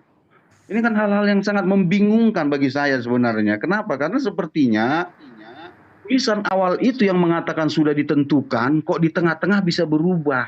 Oh, perubahannya itu sesuai dengan yang dituliskan, kata lagi. Tetapi kok disuruh merubah. Jadi ya muter-muter blunder lah kalau menurut saya, tapi nggak apa-apa. Itu kan hanya sekedar impor, kita kan hanya menyampaikan kepada netizen. Tapi saya sangat-sangat bingung ketika sesuatu itu dituliskan, kita juga disuruh lagi untuk merubah. Tapi satu pertanyaan saya yang belum Pak Juma jawab. Di dalam surat Al-Baqarah, surat kedua ayat 6, sudah dijelaskan. Saya bacakan lagi Pak Juma ya. Nah ini kalimatnya nih, ini perkataan Allah loh, bukan siapa-siapa ya. Nah, sesungguhnya orang-orang kafir sama saja bagi mereka kamu beri peringatan atau tidak kamu beri peringatan, mereka tidak juga akan beriman. Ini yang harus Pak Jumat. Kenapa tiba-tiba beriman? Oh, karena itu pilihan. Tetapi bukan itu yang saya tanya. Di sini sudah dijelaskan, ditegaskan, dinyatakan, diproklamirkan bahwa orang kafir diberitahu atau tidak pun tidak akan beriman. Faktanya banyak yang beriman. Nah ini, nanti tolong Pak Juma jelaskan itu supaya kita itu clear gitu loh. Jangan pertanyaan saya diabaikan. Oleh karena itu, saya sudah sangat menjelaskan ya. Mungkin ada si Paling. Siapa? Ada teman saya sini yang ikut ingin nimbrung. Ya ini si Paling ini dari Kristen apa dari ini si Paling ini? Saya belum paham dulu. Kalau enggak saya turunin dulu ya. Saya ganti dulu sama Kristen yang lain. Cuma itu pertanyaannya Bang Ginting. Ya, karena pertanyaan saya itu tadi tidak dijawab. Sudah dinyatakan. Ini sangat-sangat harus saya tekankan sekali lagi ya. Kalimat ini saya sungguh ya. Saya sungguh, tapi nanti Pak Juma paling, oh ini bahasa Arab maksudnya begitu. Kalau begitu ya udah nggak apa-apa ya. Tetapi kalaupun ini tidak benar terjemahannya, kenapa dibiarkan? Kenapa tidak diprotes? Pemrotesan terhadap terjemahan ini yang dilakukan oleh Departemen Agama, saya menyimpulkan bahwa ini ada terjemahan yang benar. Sesungguhnya orang-orang kafir sama saja bagi mereka.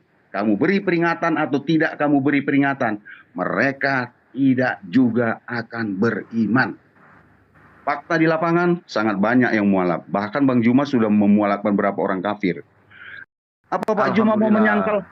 Ya, ya kan? Apa Pak Juma mau mengangkangi ayat ini? Tidak percaya dengan ayat ini, sehingga Pak Juma melakukan. Harusnya kalau Pak Juma mendengar ini, membaca ini, Pak Juma tidak akan melakukan apalagi berita-berita untuk mengimankan orang kafir, karena ayat ini sangat jelas. Jadi saya nggak tahu jadinya kenapa seperti ini gitu loh. Tapi ya udah, itu kan namanya upaya ya, usaha. Tetapi saya harap ya kalau kita berupaya itu harus dasarnya ada ayat Al-Quran baca. Sesungguhnya orang-orang kafir sama saja bagi mereka, kamu beri peringatan atau tidak kamu beri peringatan, mereka juga tidak akan beriman. Kalau ini ternyata bisa kita lakukan bertentangan dengan ini, menurut saya kita sudah coba-coba tidak percaya lagi dengan perkataan Allah. Kenapa? Karena apa yang dikatakan Allah sudah jelas, tapi kita sendiri sudah tidak percaya, sehingga kita bersibuk diri untuk menarik orang-orang menjadi mualaf. Saya rasa begitu, biarlah waktunya saya singkat, saya berikan kepada Pak Juma. Terima kasih. Assalamualaikum warahmatullahi wabarakatuh. Host, mungkin nggak apa-apa saya dibawa dulu, saya standby aja. Soalnya Pak Ginting perlu kawan. Nggak apa, saya izin di bawah lagi ya. Siap-siap. Nggak enak kita sendiri ya, supaya ya, silakan yang dari Kristen naik dulu. Silakan. Tadi saya lihat ada yang dari Kristen. Silakan naik. Silakan Gurunda. Itu waktunya belum direset loh.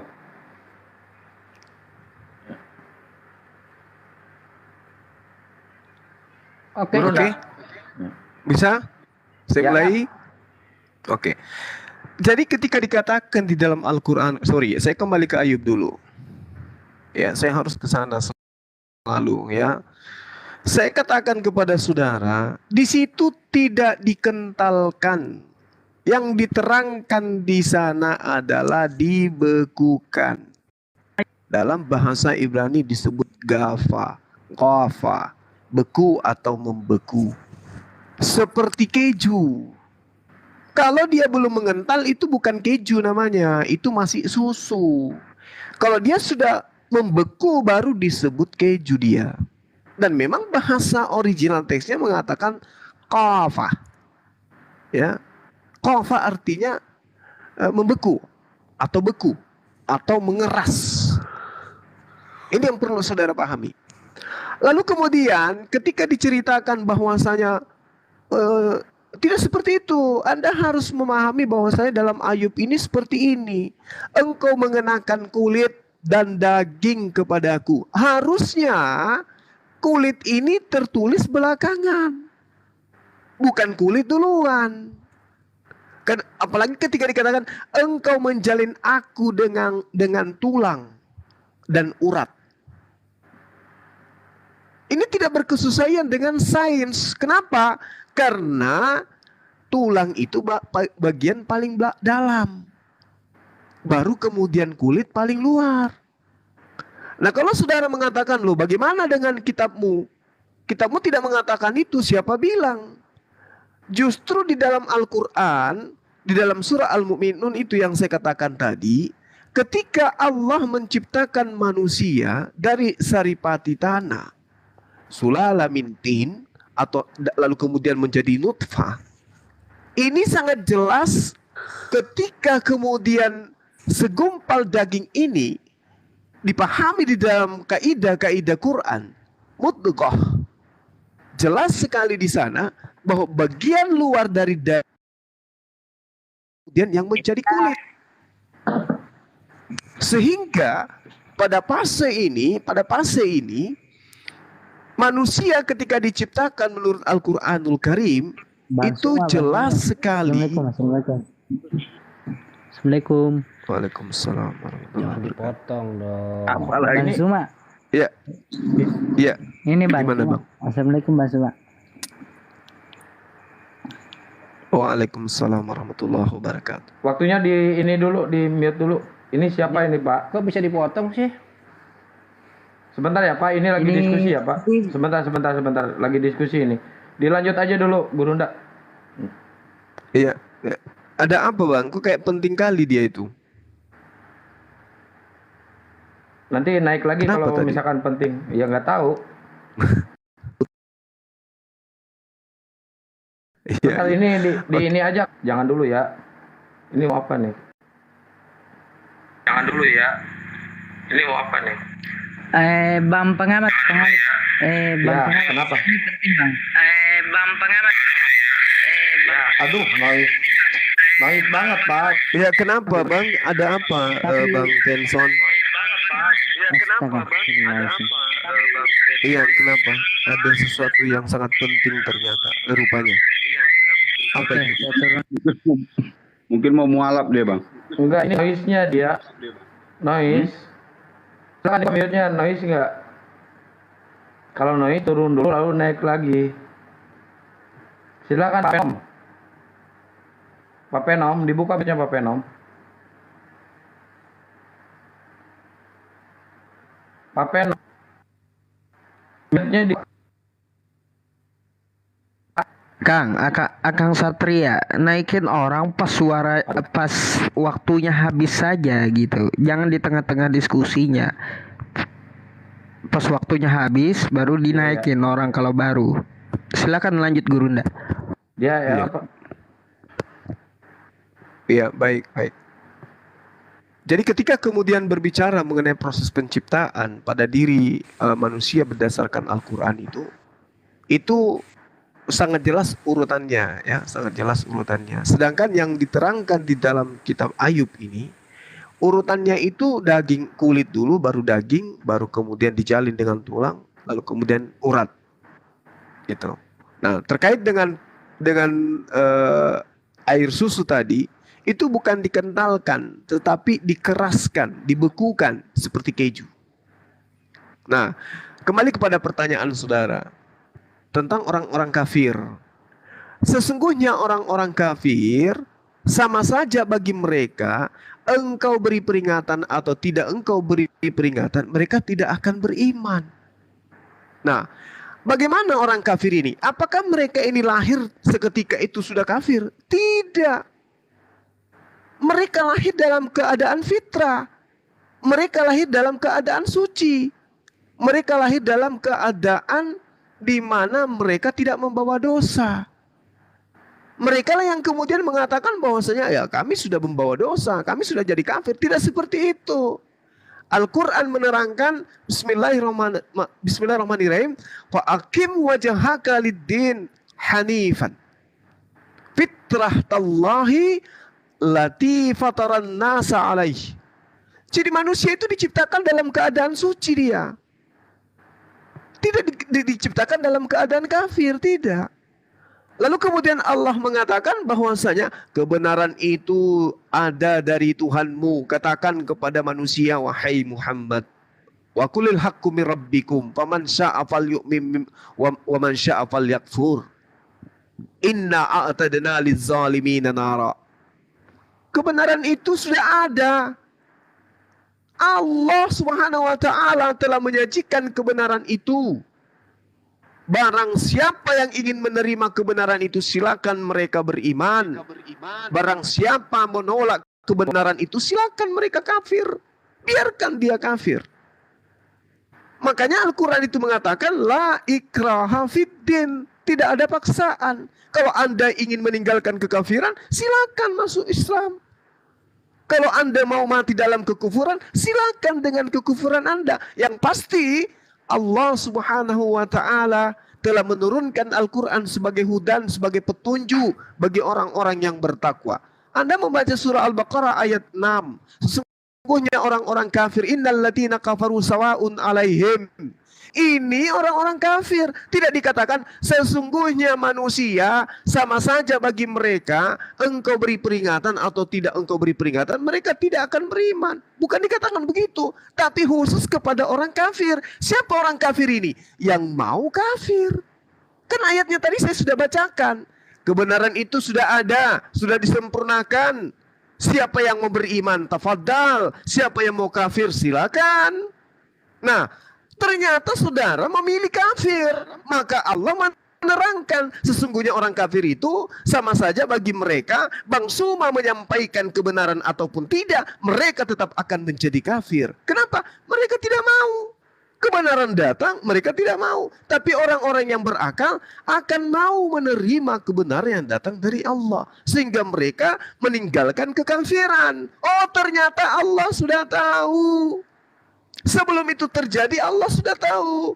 Si fulan kafir, tapi di akhir usianya yang kesekian dia menjadi muslim, kembali kepada fitrahnya. Allah sudah tuliskan itu.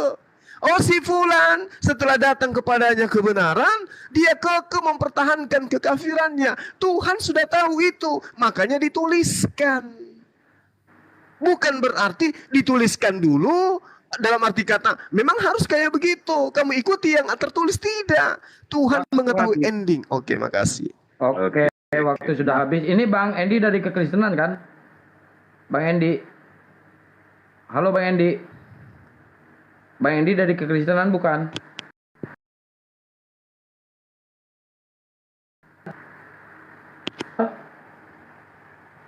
Ini semakin lama semakin asik ya bercerita. Kenapa? Karena ternyata apa yang Pak Juma sampaikan sebenarnya tidak menjawab pertanyaan saya. Saya sudah mengatakan bahwa di situ dinyatakan Allah bahwa orang kafir diberi peringatan atau tidak diberi peringatan pun mereka tidak akan beriman. Itu pernyataannya ya. Deklarasinya itu ya. Tetapi faktanya tidak seperti itu. Ada juga orang kafir rupanya yang diberi peringatan, dia beriman. Gitu? Kan itu dia masalahnya. Itu sebenarnya yang harusnya dijelaskan. Kenapa terjadi antara narasi dengan fenomena yang terjadi itu kontradiksi? Ya, itu yang saya tanya. Kenapa? Karena Allah sudah mengatakan, sudah mengingatkan. Hei, katanya sama orang. Hai orang-orang yang beriman. Ingat, orang kafir itu mau diberitahu atau tidak pun dia tidak akan beriman. Tapi faktanya beriman banyak. Bahkan Pak Juma sudah berapa bulan. Kan jadi saya bertanya ini, kok ini sepertinya berbeda ya. Oke lah itu ya. Nanti tolong dijawab ya. Kemudian tentang masalah penerjemahan bahasa, saya sudah menyampaikan bahwa di situ kental. Kenapa para penerjemah menggunakan kata kental? Tentu mereka lebih paham bahasa Ibrani, bahasa Yunani daripada kita. Atau mungkin Pak Juma lah lebih percaya. Kenapa saya katakan begitu? Karena ternyata di dalam bahasa yang serumpun dengan bahasa Semitik atau Arab ya, itu banyak satu kata bisa digunakan untuk maksud yang berbeda-beda. Gitu? Bukan hanya satu. Tapi Pak Juma kan memaksakan ini. Mungkin oke, apa itu bisa ada kental, bisa ada keras, bisa ada kental, bisa mungkin ada setengah kental dan bla bla bla bla kan. Oleh karena itu saya rasa yang menerjemahkan ini pun pasti ngerti makna dan maksud dari ayat itu kemana. Kan orang itu yang lebih tahu gitu ya. Kemudian satu lagi, kenapa dia harus dikentalkan? Untuk membentuk sebuah keju yang keras harus dikentalkan dulu, nggak bisa langsung prak jadi beku, dia enggak. Oleh karena itu dia diberi namanya asam laktat. Tadi sudah saya jelaskan. Untuk membuat keju itu beku, diawali dulu diberi asam laktat. Susu kalau dibiarkan tidak akan pernah kental, tidak akan pernah beku. Dikentalkanlah dia dulu oleh asam laktat. Maka saya bilang tadi, diberi bakteri Lactobacillus burgerius dan asam laktat untuk menggumpalkan protein. Sudah saya bilang tadi kan, sehingga terbentuk dadih susu. Nah, itu dadih. Nanti terbentuk dia dadih, lalu nanti akan kental ya. Jadi sudah jelas Pak ya, jangan diulang-ulang lagi. Kita nggak ngerti. Kalau sudah kental terjemahannya kami percaya gitu loh. Kemudian saya sudah mengatakan, ketika saya dibungkus kulit, artinya kulit itu sudah paling luar. Contoh, kamu bungkus nanti telur dan ikan serta daging itu dengan kertas. Walaupun daging kalimat terakhir, tapi orang tahu pasti daging itu di dalam. Karena kenapa? Sudah saya katakan dulu bungkus. Bungkus dengan kertas, daging, dan ikan serta telur itu. Apakah Pak Juma ketika kata terakhir lalu kata bilang, oh karena telurnya terakhir harusnya di luar. Kan sudah susah. Kita berarti tidak paham bahasa Indonesia dengan baik dan benar ya. Saya sudah awali kata membungkus ya, berarti yang lain-lain itu pasti harus di dalam ya. Kemudian kafir diperingati ya, itu saja sebenarnya. Tapi memang banyak sebenarnya, ini saja karena belum terjawab ya, kenapa ada terjadi perbedaan padahal Tuhan sudah menyatakan jauh-jauh sebelumnya ya. Ini harus Bapak baca ini. Jauh-jauh sebelumnya Tuhan sudah mengatakan ya ke Al-Quran ini, tidak ada hubungannya ya. Kalau saya mengatakan bahwa air itu berwarna hitam, tahu-tahu ada yang menjadikannya kuning, saya anggap dia mempermalukan saya, sengaja mempermalukan saya gitu. Tapi ini nggak ada hubungannya ya. Kalau saya katakan bahwa cat itu sudah putih, lalu orang berusaha menghitamkannya, saya rasa dia ingin mempermalukan saya, tidak mendengarkan. Harusnya kalau saya seorang tuan mengatakan ini dinding ini warnanya putih, harusnya orang-orang semua harus mempertahankan itu, membuat dinding itu putih. Oleh karena itu, kalau dikorelasikan dengan ini ya, ketika ada orang kafir harus dipertahankan dia tetap menjadi kafir gitu, bukan malah dirobah sesuai berdasarkan Al-Baqarah 2 ayat 6. Kan perintah Allah itu. Tapi saya tidak ingin mengatakan bahwa kita ingin mempermalukan dan lain sebagainya, tidak. Tapi poin yang perlu saya sampaikan seperti itu. Kalau ada informasi yang saya nyatakan, tiba-tiba ada orang yang membuktikan bahwa apa yang saya katakan itu tidak benar, saya anggap dia mempermalukan. Dan itu akan saya hukum. Kalau saya seorang pimpinan, apalagi yang maha kuasa. Mungkin ini menjadi renungan kita, ya. Saya rasa saya pun tidak perlu lagi mempertanyakan. Pertanyaan saya itu. Saya rasa sudah jelas. Nah, demikian. Nanti waktu saya limpahkan ke Pak Jumal lah, karena teman saya pun kan nggak ada kan. Selesai. Terima kasih. Enggak, sebentar saya masukin dulu Penom nih, ada apa nih? Kayaknya ini banget, penting banget. Sebentar ya Gurunda. Waktu di reset dulu Pak Imanes. Ya, Bang Penom. Cek Bang. Ya. Saya mau Kenapa, tanya Bang? ini kepada senior dan guru-guru saya. Semuanya guru-guru saya ini ada nggak orang Kristen di sini? Maksudnya gimana Bang Penom? Ini kan lagi diskusi Bang Penom. Saya kan setidaknya diskusi itu pasti ada pertanyaan, ya kan? Oh iya, ini kan udah ada narasumbernya. Bang Penom mau jadi narasumber. Nanti saya iniin lagi ya. Nanti Saya tidak, Bang. Tidak, Bang. Saya tidak. Bang. Saya tidak mau jadi narasumber, tapi Terus? saya mau jadi pertanyaan. Saya punya pertanyaan 2. Tapi Pertanyaan buat bisa kan? siapa? Antara Islam dan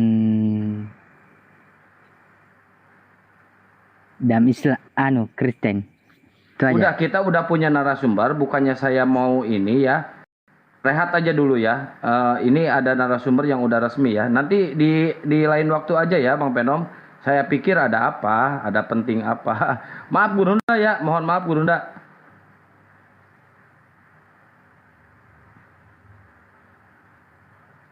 Bisa dilanjut? Silakan ya. Oke, baik. Bentar ya, kawan. Saya naikin Kristen yang lain aja. Coba ingin mau bertanya, coba dilihat sesinya lah. Ini kan ada narasumbernya, terus kita di sini pun lagi berdiskusi gitu. Coba jangan dirusak dulu acaranya sampai selesai. Jadi seperti itu ya. Lanjut. Oke, makasih Akhi. Jadi gini, terkait analogi yang Anda bangun, ya sesuai dengan Ayub tadi. Inilah kesalahannya. Harusnya sebelum dibungkus barang-barang itu, kemudian disatukan dulu. Jangan Anda bungkus sesuatu sementara yang harusnya yang harusnya ada di dalam bungkusan tergeletak di luar. Jadi kalau Anda mengatakan mengenakan kulit kepadaku, engkau mengenakan kulit kepadaku dan daging kepadaku serta menjalin aku dengan tulang dan urat. Kalau ini Anda analogikan sebagai membungkus, kesalahannya kemudian adalah dia membungkus sesuatu di mana sesuatu itu belum sempurna. Berarti di luar bungkusan ada yang tidak masuk ke dalam bungkusan itu. Itu. Jadi saya rasa kita tinggalkan materi ini ya. Karena saya lihat saudara tidak mampu kemudian untuk menjelaskan secara sains. Nah, kemudian ketika berbicara mengenai orang-orang kafir yang ada di dalam surah Al-Baqarah ayat 6. Innal ladina kafaru sawaun alaihim aanzartahum am lam tunzirhum la yu'minun. Posisinya ini orang kafir yang dimaksud di sini itu adalah orang kafir yang sama seperti saudara. Datang kebenaran kepada saudara, Anda tolak. Ini berkesesuaian dengan sebab ayat ini diwahyukan.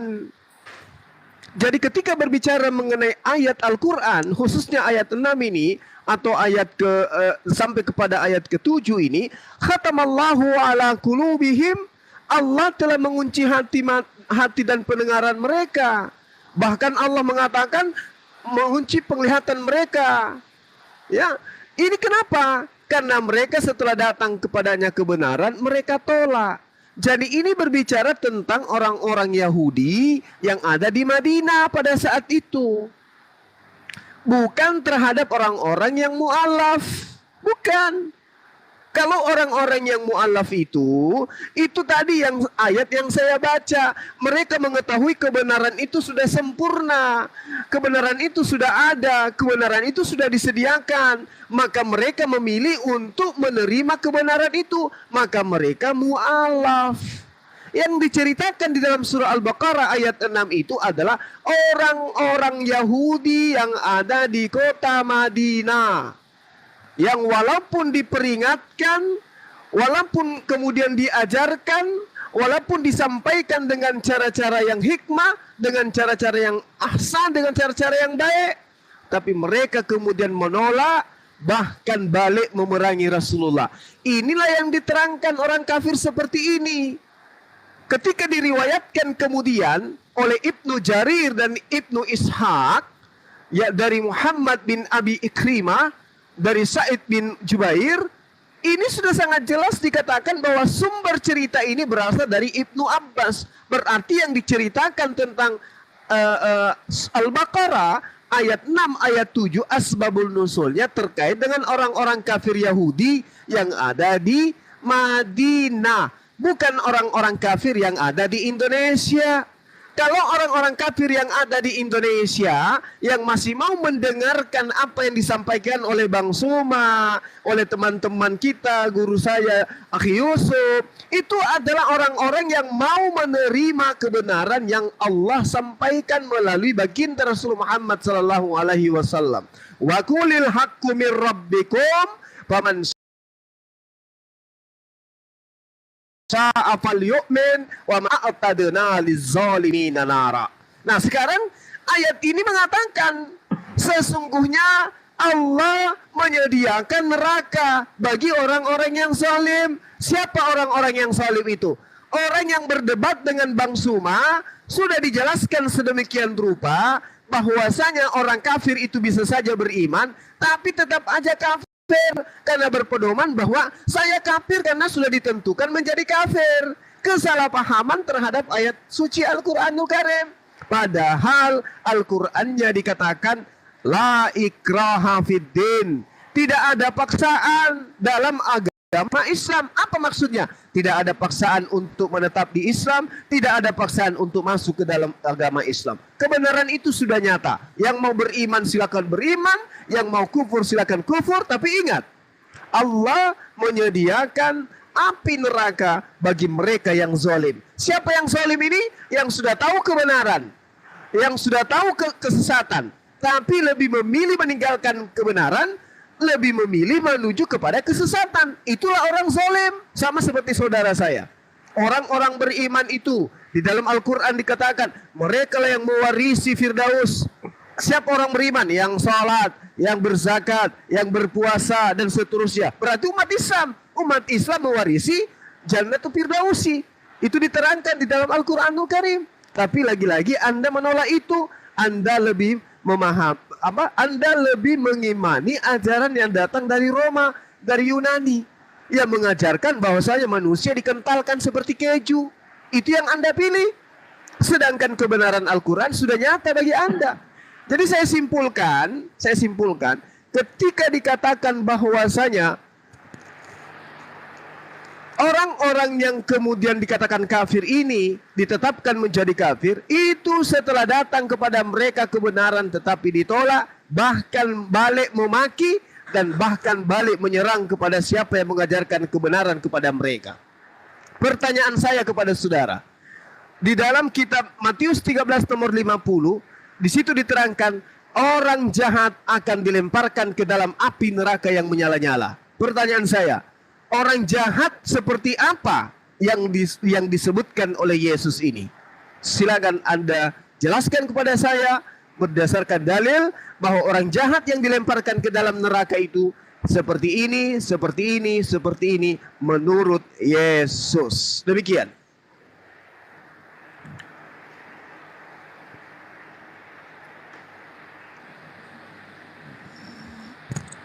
Silakan, anak Medan. Oke, sebentar saya apa ya? Saya apa dulu? Ini catering dari kekristenan bukan? Kok ini Gimana? tidur ya? Kok Tidur ada ya, yang Bang? tidur ya? Ya udah, turunin dulu lah. Oh, turun dulu kan tidur dulu. Aduh, enak dia. Dengar suara Pak Lanjut Juma dia kayak yang dari Karena Kristen aja ya, menggayu-gayu, yang kan? saya terima ya. Yang dari Kristen aja yang saya terima ya. Mohon maaf ya. Biar seimbang, biar adil. Lanjut Bang Ginting.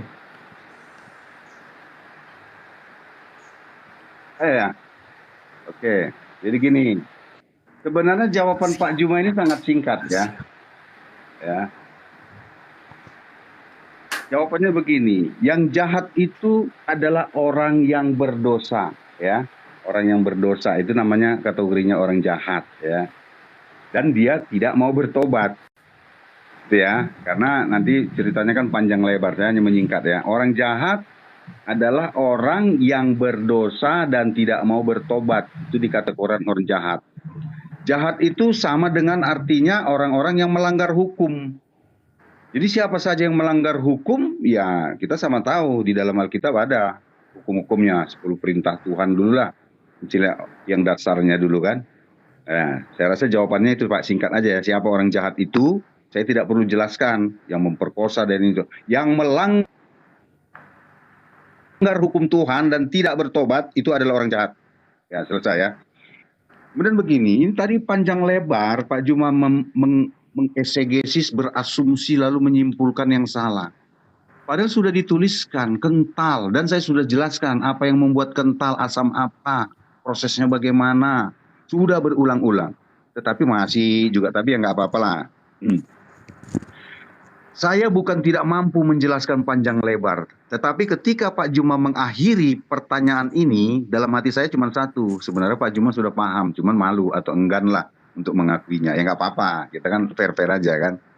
Karena sudah terbentok, nggak bisa lagi bertanya kemana-kemari, sudah dicantikan berulang-ulang, ya udah. Saya terima kasih atas hal-hal seperti demikian ya. Kemudian saya begini Pak Juma, tentang orang kafir ini ya, ini sangat-sangat apa di dalam diri saya. Kenapa? Karena yang saya pahami, saya yakini ya, ini saya yakini sampai sekarang, bahwa Al-Quran berlaku untuk segala zaman. Perhatikan kalimat saya ini. Saya yakini, saya akui Al-Quran berlaku untuk segala zaman. Bukan hanya berlaku zaman dulu aja, tidak. Tapi dan oleh karena itu di situ hanya disebutkan orang kafir, bukan kafir Quraisy, bukan kafir Israel, bukan kafir Yunani. Tidak, orang kafir. Itu ini namanya tidak fair. Kenapa? Orang kafir itu untuk segala zaman ada. Selagi Islam ada, orang kafir pasti ada. Kenapa? Karena kafir itu adalah orang-orang yang menentang Islam, kan itu kan. Kecuali nanti akhir zaman, mungkin nggak ada lagi orang kafir. Tapi saya tegaskan aja, selagi ada Islam, kafir pasti ada.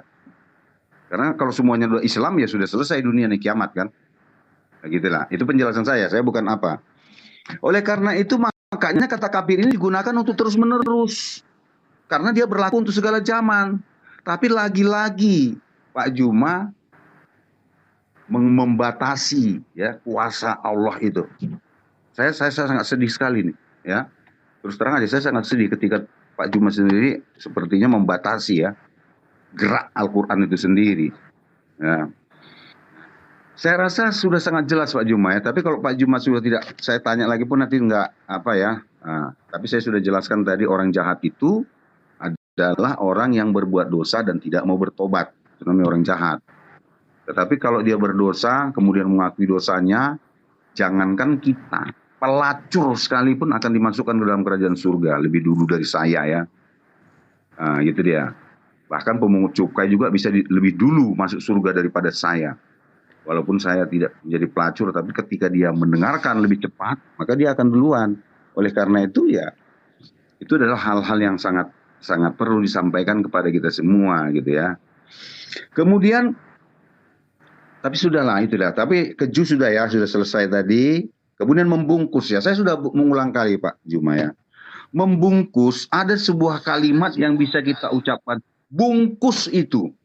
Walaupun kata bungkus itu diawali yang pertama, tetapi bukan berarti dia itu nanti di dalam, tidak. Karena ini kan penggunaan kalimat, diksi ya, kata-kata.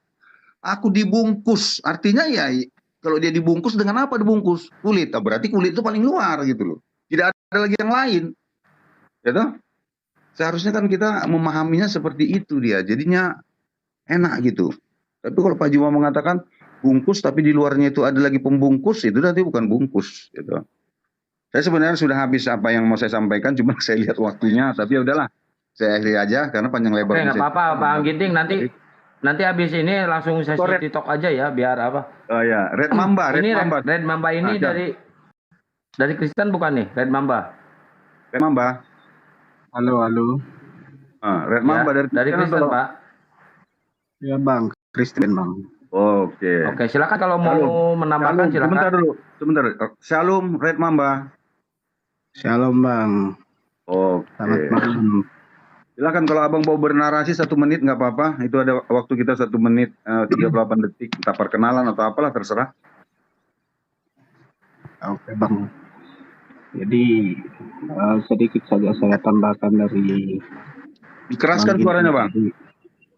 Sedikit saja saya tambahkan Bang, yang pertanyaan Bang Zuma, orang jahat seperti apa dalam versi Yesus.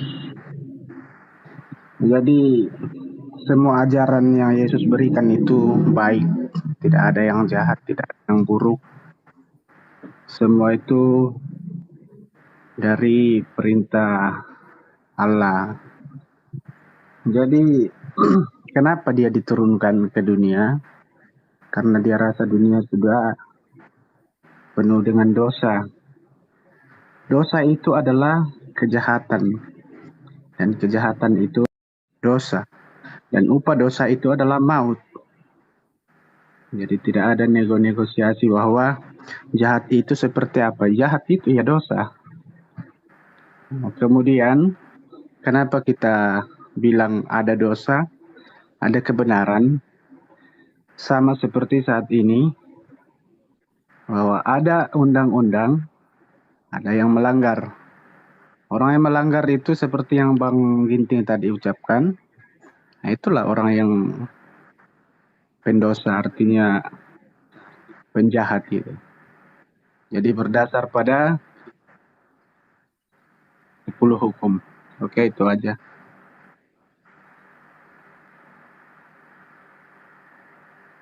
Ya, silakan waktunya di reset. Bang Patih nanti naik ya. Silakan Gurunda. Oke, baik. Jadi ketika berbicara mengenai kitab Ayub, saya bukannya mau berhenti, enggak. Saya kasihan. Janin dikentalkan, dibekukan. Anda tidak mau menyentuh original teksnya. Kafa itu artinya membeku. Ilmu kedokteran mana yang bisa mengatakan bahwasanya embrio itu mengeras, membeku seperti keju? Nggak akan ada. Udah selesai di sana. Kalau Anda menyinggung nomor 11, di situ dijalin dengan kulit. Itu dikatakan seperti itu. Jadi kalau Anda mengatakan bahwasanya saya sudah tidak sanggup, justru saya kasihan, makanya saya berhenti. Tapi kalau Anda mau lanjut, kita kulitin. Di situ tidak dikatakan dibungkus, mengenakan kulit. Di dalam bahasa original teksnya dikatakan labes. Labes itu artinya memakai bungkus. Ya. Nah, lalu kemudian kita banyak mendapatkan contoh dalam kehidupan sehari-hari, barang-barang yang seharusnya dibungkus dalam satu bungkusan, terkadang ada yang kita lalaikan. Harusnya di situ dibungkus 5 barang, tapi mereka orang itu biasa membungkus seketika, sementara masih ada barang-barang di luar tidak dibungkus. Ini yang terjadi terhadap kitab saudara. Ini yang terjadi. Jangan Anda mengatakan seketika dibungkus semuanya di dalam. Terkadang ada yang membungkus, ada yang kelupaan. Ini yang terjadi terhadap kitab saudara. Ya, kalau masih mau dilanjut silakan. Tapi saya kasih bonus, kita nggak usah bahas itu. Kasihan karena nggak ada ilmu kedokteran yang mengatakan bahwa janin itu mengeras seperti keju. Mati sudah itu, nggak ada kehidupan. Nah, terkait dengan surah Al-Baqarah yang tadi. Anda mengatakan ayat suci Al-Quran itu berlaku sepanjang zaman. Betul. Jadi cerita tentang orang-orang kafir yang terjadi di Madinah pada saat itu harus diberitakan terus menerus. Tetapi orang kafir yang ada di Madinah tidak berubah menjadi orang kafir di hari ini. Karena itu cerita tentang kisah yang terjadi pada masa itu. Jangan Anda samakan konsep pemikiran Anda terhadap Bible. Kitabnya orang bercerita tentang Raja Hizkia, Anda katakan itu untuk Yesus. Jangan. Yesus bercerita kepada orang-orang Farisi, Anda mengatakan itu untuk kami Kristen. Yesus mengatakan untuk orang-orang Yahudi, Anda merasa bahwa itu perkataan Yesus untuk Anda. Jangan Anda samakan dengan Al-Quran. Gak bisa. Makanya Al-Quran itu hanya untuk orang yang menggunakan akal sehat. Zalikal kitabul la raiba fihi hudan lil muttaqin. Hanya orang-orang yang bertakwa. Takwa itu takut kepada pencipta. Sementara Anda, mana ada takutnya Anda kepada pencipta? Yang ada pencipta Anda katakan mati terkutuk di atas tiang salib. Gak ada itu. Anda lebih takut kepada pengajaran Paulus daripada pengajaran pencipta Anda menurut konsep agama saudara. Kemudian kafir yang dimaksud yang saya jelaskan tadi, itu kafir yang berbeda. Saya sudah membahas di awal tadi. Ketika Anda bertanya tentang Al-Baqarah ayat 6. La ikraha fid din. Katabayyana rusydu minal ghayy. Faman yakfur bit-taghut wa yu'min billah. Faqad istamsaka bil ur. Ini sangat jelas ini. Jadi tidak ada keraguan, maka sungguh ia telah berpegang teguh pada tali yang sangat kuat dan tidak akan putus. Ini yang diterangkan oleh Al-Quran. Sesungguhnya telah datang ya penjelas pembeda antara yang jalan yang benar dengan jalan yang sesat. Barang siapa yang ingkar terhadap ketuhanan manusia dan ketuhanan burung merpati dan beriman kepada Allah, maka sungguh dia telah berpegang teguh pada tali yang sangat kuat yang tidak akan putus. Allah Maha mendengar, Allah Maha mengetahui. Ini jelas. Ayatnya ada. Jadi kalau ada orang kafir yang meninggalkan mengingkari penyembahan Tuhan-Tuhanan, maka Allah mengatakan dia telah berpegang teguh pada tali yang sangat kuat yang tidak akan putus. Allah Maha mendengar lagi mengetahui. Apakah masih ada dalil lain? Ada. Al-Quran mengatakan kullil ladina kafaru ayyantahu yughfar lahum ma qad salaf wa iyaudu faqad madat sunnatul awwalin. Katakanlah kepada orang-orang kafir itu, jika mereka berhenti dari kekafirannya, niscaya Allah akan mengampuni dosa-dosa mereka yang telah lalu. Dan jika orang-orang kafir itu kembali memerangi Rasulullah, sungguh berlaku kepada mereka sunnah Allah terhadap orang-orang dahulu yang dibinasakan. Jadi jelas di sini, jika mereka berhenti dari kekafirannya, niscaya Allah akan mengampuni dosa-dosa mereka. Ini yang saya jelaskan tadi. Ketika orang kafir ini bertemu dengan Bang Suma, lalu kemudian meninggalkan kekafirannya, berarti dia dalam keadaan mukmin. Berarti dia dalam keadaan beriman. Mati dalam keadaan dia beriman. dakhalal jannah. Berarti sudah digariskan, sudah diketahui oleh Allah. Ada di tulisan yang kemudian dikatakan Lauhul Mahfuz, dituliskan bahwa si fulan tadinya kafir, begitu bertemu dengan apologet muslim, mereka bersyahadat, mereka mempraktekkan surah Al-Anfal ayat 38. Jika mereka berhenti, niscaya Allah akan mengampuni dosa-dosa mereka yang telah lalu. Jadi tidak ada kekhawatiran bagi manusia terhadap Al-Quran, kecuali orang-orang yang menzalimi diri mereka. Karena orang-orang zalim itu adalah orang yang sudah mengetahui kebenaran, tetapi tetap saja tidak mematuhi kebenaran. Saya lupa membahas tentang orang-orang jahat menurut Matius 13 nomor 50. Tapi sesi berikutnya saya akan kupas tuntas. Orang jahat itu adalah mereka yang kemudian tidak melakukan kehendak Yesus. Siapa mereka itu? Ya, lain dan tidak bukan adalah mereka yang menjadikan Paulus sebagai rasul dalam agama. Minta waktu 1 menit ya sebelum Gurunda nanti. Karena yang dijelaskan Pak Ginting tadi saya janggal juga gitu. Silakan biar mereka jawab dulu. Terima kasih akhi, Anda antum membantu saya, silakan. Ya, ini ada temannya ini Bang Ginting, Bang Pelik. Selamat malam Bang Pelik. Bang Pelik.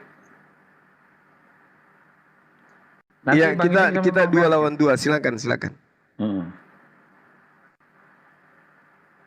Bang Ginting, Bang anak Medan. Lupa kalau Bang Ginting nggak jawab lagi.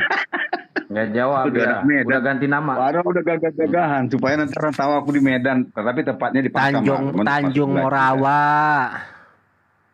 Lewat Tanjung Morawa lewat lagi kalau dari Medan. Udah jangan ngobrol. Oke, Bang ya, Pelik gini. ya, Bang anak Medan ya. Oke, saya ambil 3 menit. Itu kan 7 menit, nanti Bang Pelik 4 menit gini. Saya sangat heran sudah berulang kali saya gunakan kata yang diterjemahkan itu mengental. Tetapi Pak Juma mengatakan mengatakan membeku. Ini saya heran ini. Kita harus fair lah, kita terima. Contoh ketika Pak Juma mengatakan tadi bahwa kami itu adalah tunggal, ya kami nggak protes. Ya toh? Tapi Pak Juma ketika dijelaskan bahwa ada tertulis di situ masih juga ngotot. Ini sebenarnya menurut saya nggak fair ya. Nggak fair karena ngotot-ngototan. Kita kan di sini bukan ngotot-ngototan. Kita di sini memberikan edukasi, menyampaikan informasi biar netizen yang menilai, gitu loh. Kemudian berlaku itu sangat berbeda dengan diberitakan, ya.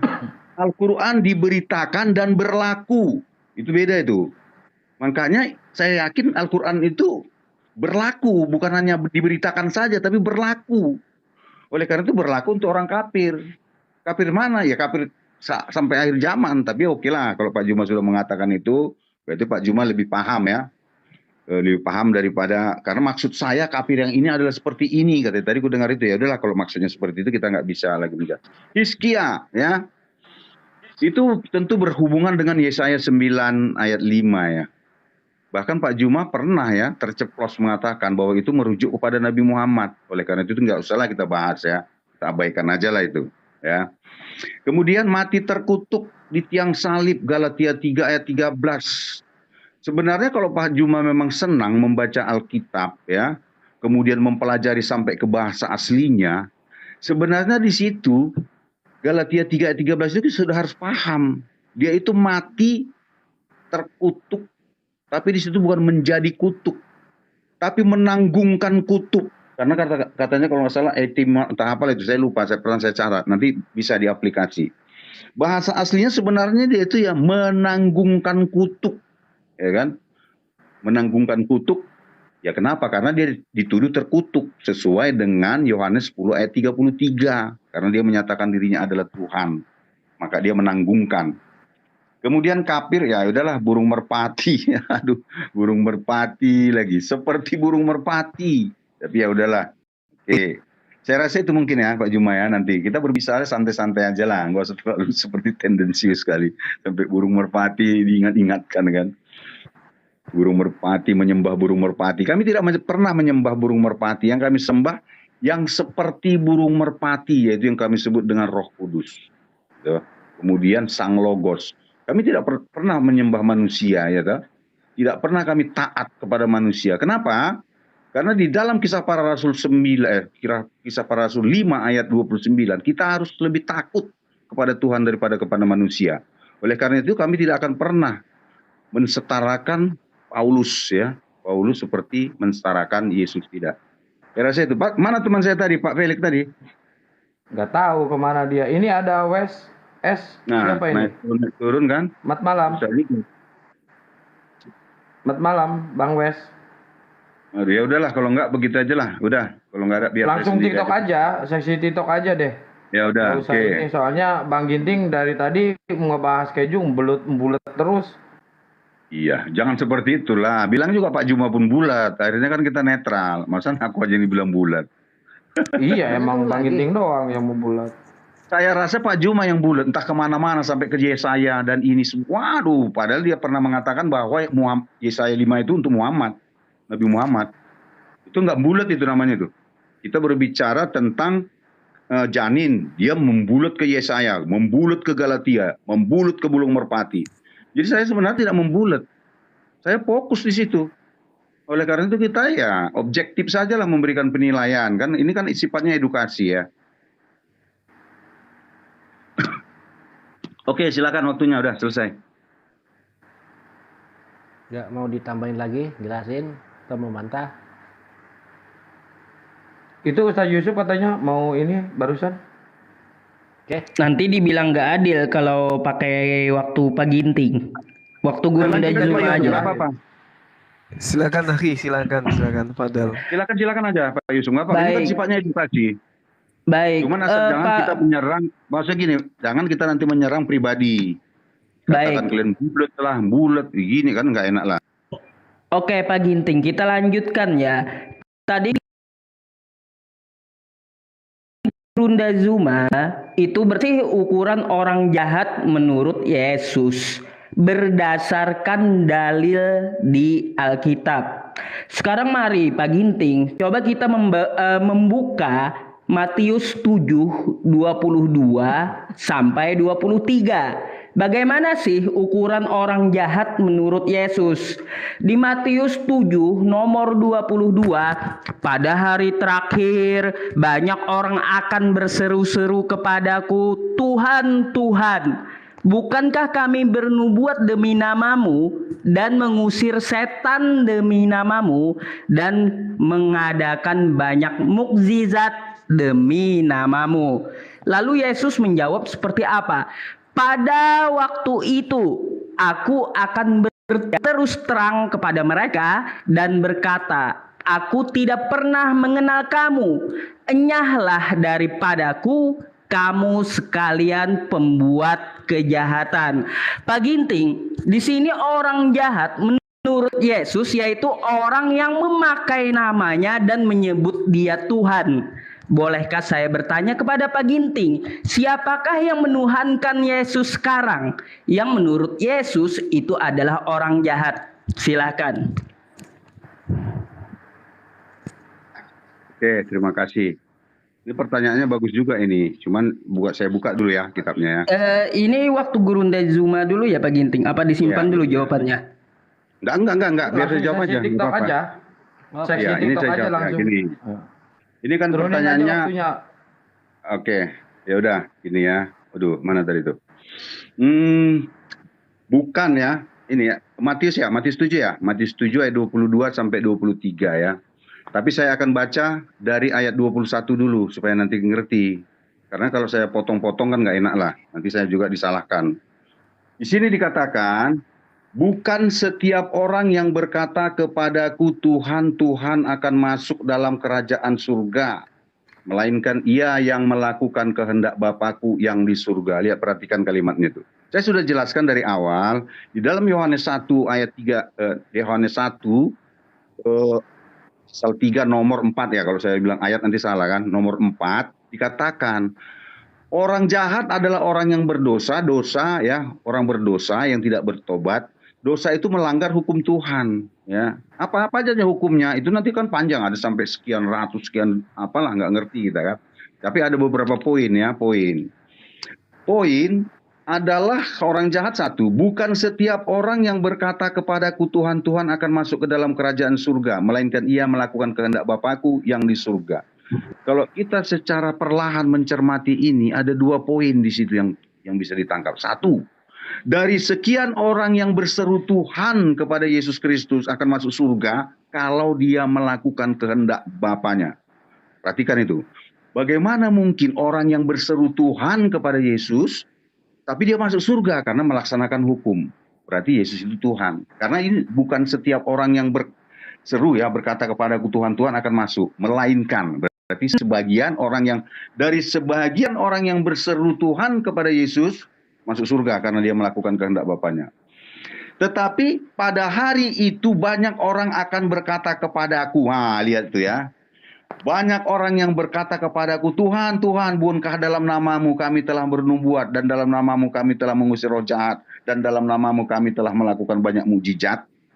Nanti kita baca, kita komparasi dengan Matius 24. Bahwa akan ada orang-orang yang menggunakan namanya Mesias-Mesias palsu di dalam Matius 24. Mungkin orang itu menganggap itu Yesus, ya toh? Ternyata bukan. Karena Yesus itu harus dipahami berdasarkan ajarannya dan dilakukan. Itulah dia konsepnya. Karena kalau berbicara tentang sosok kan susah kita. Karena Tuhan itu adalah roh kalau di dalam Alkitab. Yohanes 4 ayat 24 atau berapa dia. Nah, pada waktu itu aku akan menyatakan kepada mereka, aku tidak pernah mengenal engkau. Kamu nyahlah dariku. Hai kamu yang mengerjakan kejahatan. Jelas ya. Yesus tidak pernah mengenal karena orang yang mengaku bertemu dengan Yesus itu ternyata dia bertemu dengan Mesias-Mesias palsu. Saya rasa begitu Pak penjelasannya. Makanya dikatakan aku tidak mengenal engkau. Karena orang itu nggak pernah datang sesungguhnya kepada Yesus. Tetapi ternyata ya bahwa iblis pun memiliki kekuatan dahsyat melakukan banyak keajaiban-keajaiban. Oleh karena itu kalau saya ingin menjelaskan tentang memahami tentang Tuhan, yang pertama saya harus melihat ajarannya. Apakah ajarannya berdasarkan keadilan, kasih, dan kesetiaan? Kalau itu diajarkannya, saya yakin itulah berasal daripada Tuhan. Saya tidak berdasarkan mukjizat, tapi ajaran. Dan itulah yang saya temukan di dalam Kristen. Contoh, di dalam kekristenan, keadilan, kesetiaan, dan kasih itu sangat diutamakan. Contohnya di keluarga lah, lembaga masyarakat terendah itu kan keluarga. Kami dilarang, istilahnya menduakan istri. Demikian juga istri dilarang menduakan suaminya karena kami setia, kasih dan adil.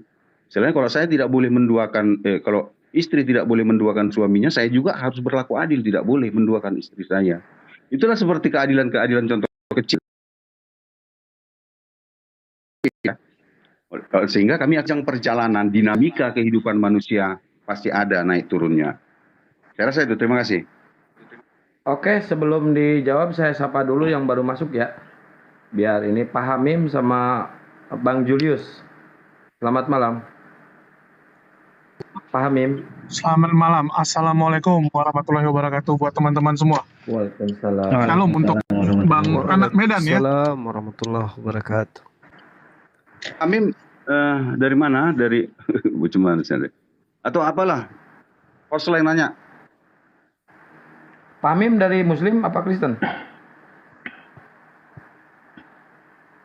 Oh nggak ada suara ya. Silakan dijawab aja dulu Bang Ustadz Yusuf. Gurunda, saya sedikit ya menanggapi silakan, yang dia katakan. Silakan. Begini, Pak Ginting tadi menyatakan kepada saya di dalam penjelasannya pada waktu itu orang menyangka dia adalah Mesias padahal bukan Mesias. Pak Ginting perlu untuk membaca kembali Matius 7 nomor 22 tersebut. Pada hari terakhir kata Yesus, bukan konteksnya di waktu Yesus itu diutus. Bukan. Jadi kalau kita melihat Matius 7 nomor 22, pada hari terakhir banyak orang yang akan berseru kepadaku Tuhan, Tuhan. Itulah ukuran yang pembuat kejahatan menurut Yesus. Di hari terakhir banyak akan orang yang akan datang kepada dia. Nah, konteks di sini adalah hari akhir, bukan sewaktu di zaman Yesus itu hidup. Di hari terakhir, orang yang datang yang menuhankan Yesus itu siapa saja? Itulah yang saya tanyakan gitu loh. Gitu Pak. Lanjut Gurunda. Siapa ini? Pak Gina, silakan. Ya biar Pak Ginting anak Medan tanggapi dulu. Silakan. Kan sudah saya jelaskan sepertinya Pak Yusuf kan. Oke lah kita bilang pada hari terakhir ya. Pada hari terakhir itu kan kita nggak tahu kapan, gitu. Bisa saja 1000 tahun yang akan datang, 1 miliar tahun yang akan datang, atau 1 juta tahun yang nggak akan datang. Kita nggak tahu kan. Pada hari terakhir, memang banyak orang akan berseru Tuhan Tuhan kepada Yesus. Kenapa? Karena mungkin banyak, ya pasti banyak lah umat-umat Kristen. Dan saya yakin begini maksudnya ya. Kalau menurut ini pribadi saya lah ya. Orang yang mengenal Yesus dan Yesus menerima dia adalah orang yang berseru kepadanya dalam namanya dan melakukan perintahnya. Ini ya, ini kalau yang saya pahami. Orang yang mengenal Yesus dan yang diterima diakui Yesus sebagai juga yang dikenalnya adalah orang yang mengakui dia Tuhan dan melaksanakan perintahnya. Tetapi kalau dia berseru Yesus Tuhan tapi dia tidak melaksanakan perintahnya, itu tidak ada komunikasi. Akhirnya bisa tidak kenal. Itulah yang dimaksudkan Yesus, aku tidak mengenal engkau. Kenapa dikatakan? Karena orang yang mengenal Yesus itu adalah yang melakukan perintah. Yang dikenal Yesus itu maksud dalam kalimatnya itu adalah orang yang melakukan perintahnya. Makanya ketika orang-orang dulu ada Mesias ya kan, Mesias palsu nanti kan banyak ini bertaburan ini ya kan, nanti sekian tahun lagi, sekian lagi, dan mereka menganggap bahwa dia itu adalah Yesus. Contohnya Pak, di dunia ini saja sudah banyak yang mengaku inkarnasi Yesus. Banyak, ada yang mengaku akulah inkarnasi Yesus, aku Yesus katanya. Banyak sudah di Amerika, di India, entah di mana-mana kita bisa gitu kan. Dan orang-orang itulah nanti yang ketika Yesus datang, ya aku kan dulu, ya kan, berseru kepadamu melakukan mujizat, ya kan. Kalau masalah mujizat, Pak, saya baba aja pun bisa mujizat gitu kan. Bukan hanya Tuhan. Boleh ditanggapi Pak Ginting. Biar nggak terlalu panjang kan. Jadi gini, Pak Ginting, kalau saya membaca Matius 7 nomor 22 itu, pada hari terakhir banyak orang akan berseru kepadaku Tuhan Tuhan. Artinya di sini yang menyebut Yesus itu Tuhan. Bukanlah kami bernubuat demi namamu. Kita tahu siapa yang menggunakan nama Yesus yang membuat nubuat-nubuat dan mengusir setan demi nama Yesus dan membuat mukjizat demi nama Yesus. Kadang ada praktek kesembuhan dipakai itu demi nama Yesus. Ini adalah ukuran orang yang membuat kejahatan menurut Yesus itu sendiri. Kalau kita ingin menilai orang jahat menurut Yesus, maka dari itu kita dengarkan apa yang dikatakan oleh Yesus. Jadi ukurannya di sini Pak Ginting ya, jika ingin mendapat hidup yang kekal menurut Yesus sendiri, maka kita baca Yohanes 17 nomor 3. Inilah hidup yang kekal, mereka mengenal Engkau satu-satunya Allah yang benar dan mengakui Yesus sebagai utusan, bukan memanggilnya Tuhan. Nah, ketika di Matius 7 nomor 22 dituliskan, pada hari terakhir banyak orang akan berseru kepadaku, Tuhan, Tuhan. Kita tahu siapa yang menuhankan Yesus. Kita tahu siapa yang bernubuat dengan nama Yesus. Kita tahu Yesus dan kita tahu juga siapa yang membuat mukjizat demi nama Yesus.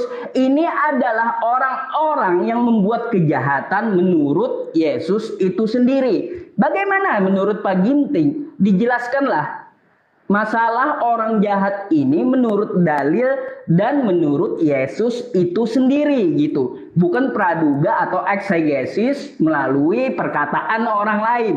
Itu yang saya minta gitu. Silakan Pak Ginting. Mungkin aku tambahin dulu nanti biar sekalian Ginting bisa jawab semua ya, biar nggak satu-satu. Mungkin saya langsung aja, kalau masalah siapa yang bernubuat akhir zaman, tadi dari Bang Yusuf sudah jelasin dengan panjang lebar. Saya tertarik dengan statement Bang Anak Medan ya, atau Bang Ginting yang mengatakan ya bahwa memang yang namanya iblis ini bisa menyamar menjadi malaikat terang. Ya, bisa mengelabui kita. Karena dari dulu saya udah katakan Pekerjaan iblis itu bukan seperti yang kita pikir, oh buat jahat, mukulin orang, ngerampok, ngebunuh. Itu kita tahu perbuatan iblis. Ya, itu iblis kelas rendah. Iblis kelas tinggi adalah mengelabui manusia. Ya, manusianya nggak tahu. Ya, bagaimana cara supaya manusia ini nggak sadar bahwa dia sudah dikelabui iblis? Nanti ketahuannya saat hari penghakiman. Contoh, anak Medan sekarang merasa, oh saya sedang memuji dan menyembah Tuhan yang benar. Rupanya kena prank. Waktu di akhirat baru tahu. Rupanya selama ini dia salah menyembah. Selama ini dia dikelabui iblis. Saat itulah iblis sukses. Ya, jadi bukan iblis itu nih suruh kalian ngebunuh, ngerampok, itu kelas kecil. Ya, iblis itu mengelabui kita sampai kita nggak sadar kalau kita sudah dikelabui. Sama seperti saat mereka, ya iblis ini mengelabui Adam dan Hawa dulu. Oke, saya mau bilang gini Bang Anak Medan. Tadi Bang Anak Medan bilang, oh saya untuk membedakan mana ajarannya, saya lihat ajarannya kasih, lemah lembut dan bla bla bla tadi. Ya, bukankah seharusnya standar yang Bang Anak Medan lakukan adalah melihat mana yang ajaran sekarang mengikuti ajaran dari nabi-nabi sebelumnya. Dari Allah yang disembah oleh Abraham, Ishak, Yakub, Musa, Daud. Bukannya harusnya kita lihat itu. Mana ajaran sekarang yang sama dengan ajaran dulu.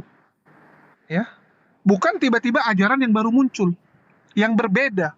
Yang konsepnya berbeda, cara penyembahan berbeda, tradisinya berbeda, peraturannya berbeda. Harusnya Tuhan yang benar adalah Tuhan yang sama dengan yang Tuhan sebelumnya. Aturannya sama. Siapa agama sekarang yang masih mengikuti tradisi dulu? Apakah Kristen, Islam, atau yang lain? Bang Anak Medan bisa melihat. Jadi kembali lagi, ya harusnya bukan melihat, oh ini kasih, oh ini baik. Itu semua agama ngajarin baik, Bang. Mana agama yang nggak ngajarin baik? Coba saya tanya. Ya, kalau ada agama yang mengajari bunuh mama kamu, ya bunuh tetangga kamu, itu pasti nggak ada yang anut. Itu setan yang anut, Bang. Penjahat-penjahat yang anut. Jadi clear ya, kalau kita tuh harus lihatnya adalah, ya kita lihat agama sebelumnya, Bang. Ya, yang jelas-jelas kita mengakui bahwa Nabi Musa, ya, Nabi Daud, mereka menyembah kepada Allah yang benar. Saya rasa Bang Anak Medan juga setuju ya, bahwa yang disembah oleh Daud, Musa, itu adalah Allah yang benar. Nah, kita lihatlah Allah seperti apa itu, sifatnya seperti apa. Jadi kita bisa melihat bagaimana pola dari Tuhan kita ini. Bagaimana Tuhan kita itu bernubuat, ya, memberikan reward dan hukuman kepada manusia, caranya seperti apa. Karena dari dulu seperti itu. Oke, saya rasa cukup dari saya, silakan. Ya, ini saya sapa dulu Bang Wes dari Kristen kan, Bang Wes. Halo. Ya, saya mau nanya sama Selangit anak Medan. Oke, bisa saya tambahkan penjelasan Bang Wes secara singkat. Sebentar. Untuk Matius 7 itu bukan bicara yang Tuhan inginkan, yang Tuhan katakan, melainkan mengikuti semua hukum-hukumnya. Perintah-perintahnya itu 613 perintah. Menurut Bang Anak Medan, kasih itu apa? Saya jawab ini. Ini pertanyaan siapa tadi ini, Pak?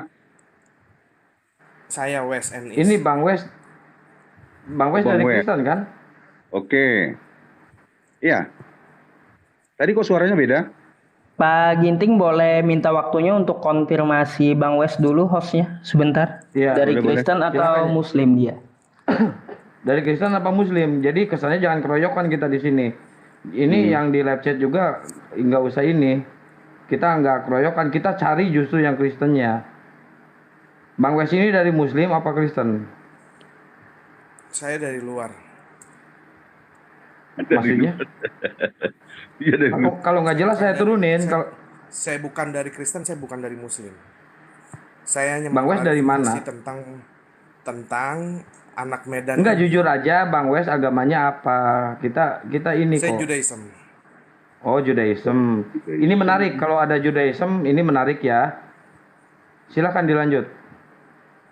Oke. Nah, yang dikatakan yang bahwa Yesus juga pun dia mengikuti semua hukum-hukum. Nah, pertanyaannya, kalau Bang Anak Medan bilang bahwa itu tuh sebenarnya pemahamannya begini, Bang. Saya lebih suka kalau kita membaca itu jangan tafsiran. Tafsiran itu sama dengan spekulasi.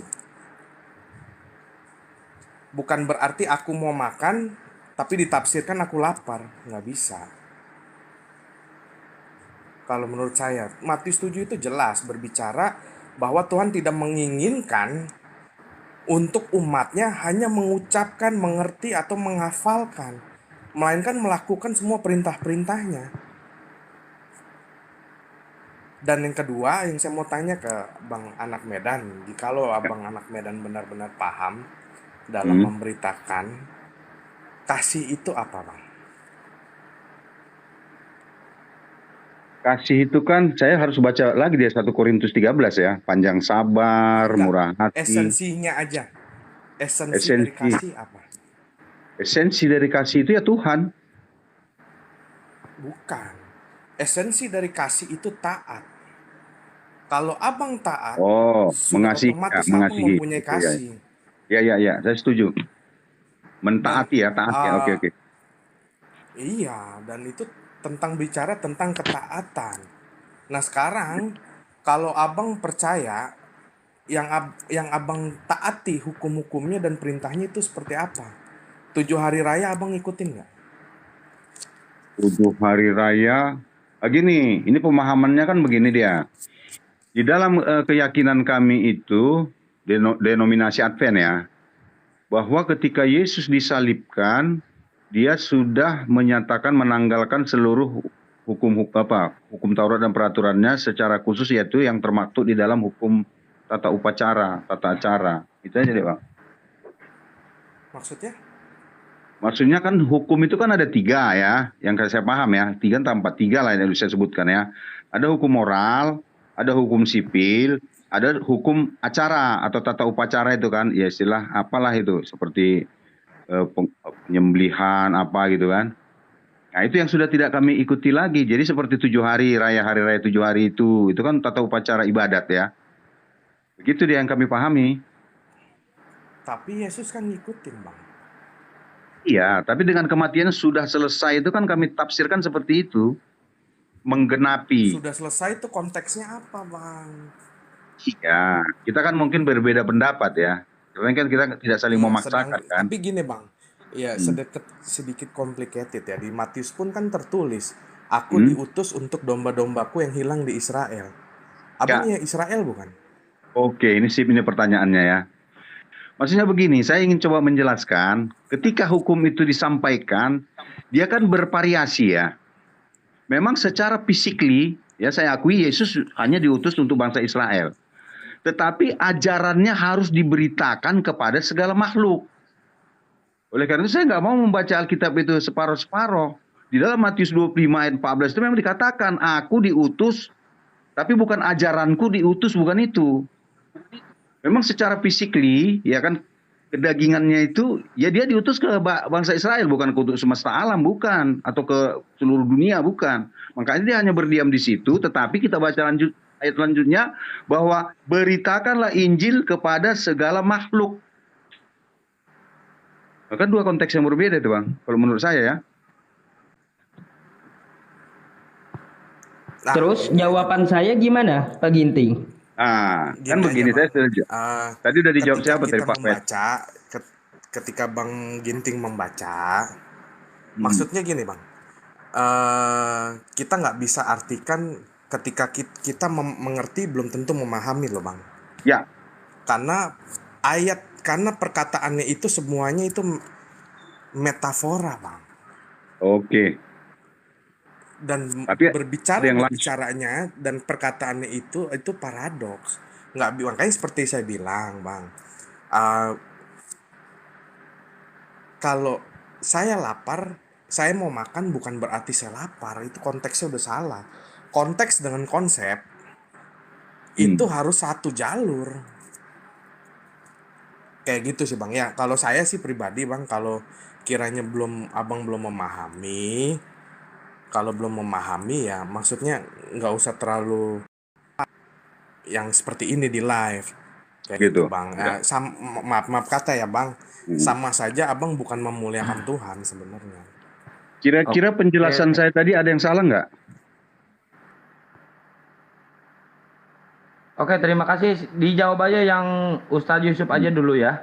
Maksudnya Nanti kalau memang akan salah ini. jawaban saya, ya saya nggak masalah. Karena saya tidak. Oke, makasih banyak ya Bang Wes ya. Kita kan punya apa ya? Punya denom masing-masing ya. Saya berpikirnya seperti itu. Ini sehingga saya ada tidak apa? Ada istrinya Bang Pipo, pasti ngambuk-ngambuk lagi. Sengaja nggak saya taikin. Takutnya apa namanya? Ngambuk-ngambuk lagi. naikkan aja, Sekarang, Bang. Nanti enggak. naikkan Dia aja. ngambuknya ngehujat ya. Bu Ratna ini ngambuknya ngehujat. Nanti kan saya sampaikan. Oh enggak ya. Enggak boleh ya. Kalau ngehujat jangan naik. Kalau misalkan mau diskusi, ayo naik. Saya sudah jelaskan. Makanya ketika saya membaca Matius 7 itu harus dari 21-nya dulu sampai 23 ya. Kalau di apanya itu saya baca seperti itu. Nggak bisa dari 22-nya dulu. Kalau dari 22-nya nanti kita nggak nyambung ke atas. Akhirnya kita nggak tahu. Tapi oke lah, sudah saya jelaskan. Karena di dalam Matius 24 ayat 5, nomor 5 dikatakan, pada hari akhir mereka banyak orang-orang menggunakan namaku ya. Coba saya baca dulu sebentar ya. Matius 24 nomor 5 ini. Nah, sebab banyak orang akan datang dengan memakai namaku. Itu Yesus ya, memakai nama Yesus berarti dia. Dan berkata, nah, ya kan, akulah Mesias dan mereka akan menyesatkan banyak orang. Jelas ya. Kemudian di 24-nya, terus langsung lah saya 24 ya supaya nanti. Sebab Mesias-Mesias palsu dan nabi-nabi palsu akan muncul dan mereka akan mengadakan tanda-tanda yang dahsyat dan mukjizat-mukjizat. Sehingga sekiranya mungkin mereka menyesatkan orang-orang pilihan juga. Itulah. Jadi dua kata, nanti ya pada akhir-akhir ada orang yang mengaku namanya Yesus, ya tak? Kemudian membuat suatu mukjizat, lalu orang percaya bahwa itu Yesus yang sebenarnya gitu. Maka pada hari akhir itu mereka akan komplain. Loh, selama ini kan saya menyembah Yesus dan juga saya melakukan mukjizat. Ya karena roh iblis juga mempunyai mukjizat, itu terdalam dalam 1 Korintus berapa itu ya. Ini penjelasannya, Pak.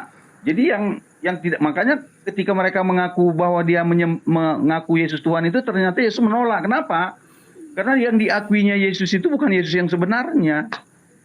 Tapi dia merasa menyembah Yesus yang sebenarnya. Itu loh Pak penjelasan saya. Terima kasih.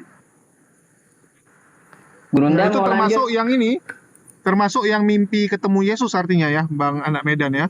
Yang mimpi ketemu Yesus bisa jadi ketemu setan dia di dalam mimpi itu. Betul nggak Bang Anak Medan? Bisa saja, tidak menutup kemungkinan. Oke, setuju. Ya, Gurunda silakan Gurunda. Iya, jadi kalau menurut saya yang dianggap pelaku kejahatan di situ adalah mereka yang tidak melakukan kehendak Bapaknya Yesus. Nah itu.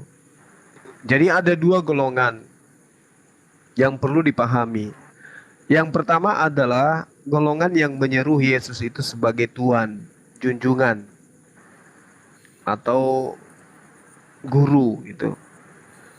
Ada juga yang memanggil Yesus guru, tetapi kemudian panggilan gurunya atau panggilan Tuhannya kepada Yesus itu melakukan sesuatu yang tidak dikehendaki oleh Bapaknya Yesus atau Tuhannya Yesus. Kenapa saya katakan demikian? Karena teman-teman Kristen bermujizat, bernubuat, mengusir setan, menggunakan nama Yesus. Tetapi pola keagamaannya kemudian tidak melakukan kehendak Bapa. Tidak semua, melainkan dia yang melakukan kehendak Bapakku yang ada di surga. Yang melakukan kehendak Tuhannya Yesus itulah yang selamat.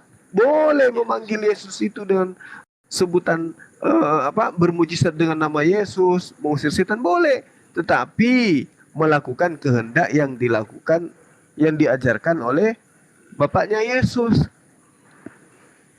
Nah, apa yang dikehendaki oleh Bapaknya Yesus? Menyembah Yesus, agar manusia menyembah Yesus, atau agar manusia mendudukkan Yesus itu sebagai utusannya. Kalau kemudian mendudukkan Yesus itu sebagai Tuhan itu sendiri, berarti itu tidak melakukan kehendak Bapa. Maka orang-orang seperti inilah yang kemudian dikatakan, enyahlah daripadaku engkau semua pembuat kejahatan. Nah, kemana perginya orang yang membuat kejahatan ini? Matius 13:50, semuanya dilemparkan ke dalam neraka, termasuk Pak Pipo. Begitu sementara dari saya. Baru datang udah kena. Jangan dipancing Pak Juma jangan dipancing ya. Enggak, ini sih apa ini bot saya ini kok sama saya enggak. Makanya Pak Pipo jangan terpancing dulu. Pak Juma biasa gitu mancing-mancing. Enggak, biasa aja sekalian ini biar digoyang dulu apa ini. Goyang dulu apa ini.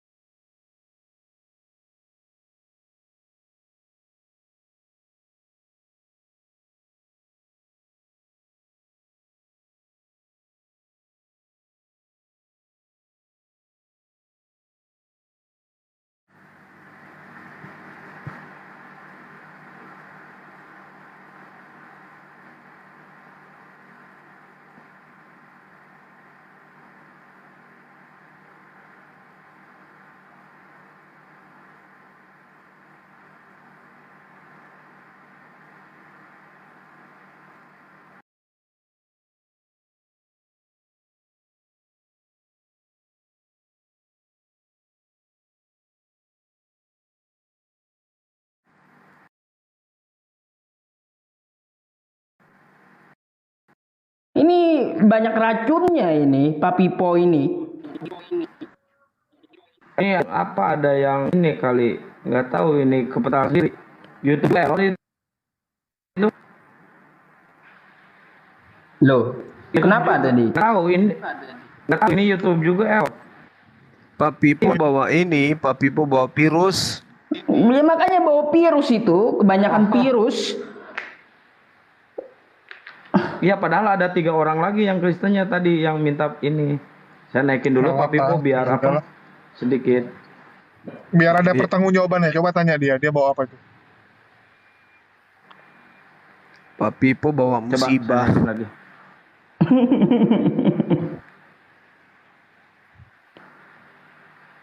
YouTube juga error itu saya keputus. Pak Pipo mendatangkan mana naik malapetaka. Nah itu jaringan ente berarti. Kebanyakan jaringan bagus ini. Kebanyakan iya, kalau jaringan nggak mungkin langsung. Biasanya ada jeda. Iya, ada jeda. Ini Pak langsung Pipo semua. bawa virus Itu. asam urat. Jaringannya kena asam urat.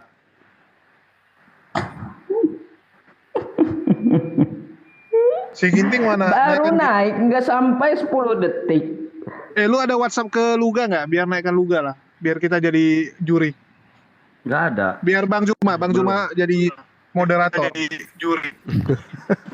Biar Bang Juma jadi moderator di juri. Udah, saya izin dulu. Waduh, ini suaranya. Aduh. Saya izin. Ini siapa sih? Ja tuh noise. Noise je. Ini error, ini nggak bisa di ini. Bisa di mute ini error. Ini error, ini nggak bisa di ini. Bisa di mute ini error. Error ini.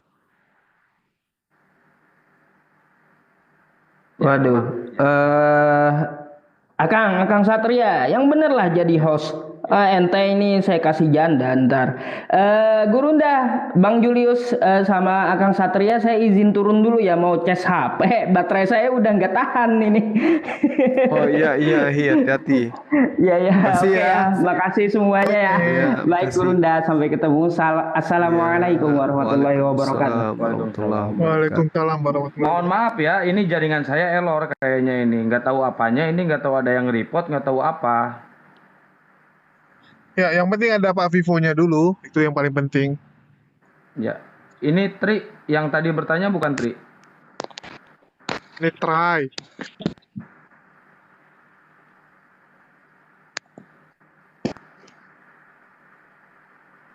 Kesempatan si Ginting kabur. Iya, kok hilang dia? Biasanya orang kan ya lagi error gitu tetap di ruangan. Ini kok tumben dia. Nanti naik Pak Pipo ini. Ini nanti saya langsung undang si Luga biar rame. Pak Pipo. Pipo naik Pipo. Nanti di blender lagi Bang Zuma. Suka sekali dia main blender. Sudah kuat kuda-kudamu kau rupanya. Tadi ada istrinya minta naik terus, ngamuk-ngamuk terus istrinya. Tadi Oh, di itu Unilipa ngamuk-ngamuk. Istri Karena beneran itu? Iya, ngamuk-ngamuk tadi. Itu istri beneran? Katanya istri beneran katanya. Waduh, ngamuknya kenapa dia? Wah, ke Unilipa dicaci maki tadi Unilipa, kasihan. Kasusnya? Gara-gara dia nggak mau di ini, Tuhannya nggak mau dihujat, katanya kau penghujat, dasar Pepe kau penghujat katanya. Nanti kau dilaknat sama Tuhan Yesus katanya. Waduh, pas saya ada di atas lagi sama Bu Natali. Yang dikutuk sama Yesus itu kan yang tidak mengenal hukum Taurat. Iya, ini dari tadi minta naik terus, tapi sekarang nggak ada nih. Kalau ada saya naikin nih, seru nih. Bu Ratna naik aja Bu Ratna, kita ngobrol aja. Ini ada Pak Baim. Selamat malam, Pak. Selamat malam. Dari Muslim apa Kristen, Pak? Insya Allah Muslim. Alhamdulillah. Ada yang mau Suaranya ditanyakan, kecil. Pak? Enggak, ini saya mau nanya. Kok saya bisa Assalamualaikum warahmatullahi wabarakatuh. Waalaikumsalam. Saya sebagai polisi India datangnya belakangan saja setelah ini selesai. Datangnya belakangan saja setelah ini selesai. Yang dia tuh feedback terus loh. Ini yang feedback siapa ya? Ini J ini minta naik terus. Tapi feedback terus gimana sih? Oh, kirain saya yang feedback tadi, bukan saya. Bukan, ini J dari tadi teriak-teriak minta naik tapi feedback terus. Kalau nggak Tapi dinaikin udah nanti ada, halo, teriak J. lagi. Udah Halo, J. ini.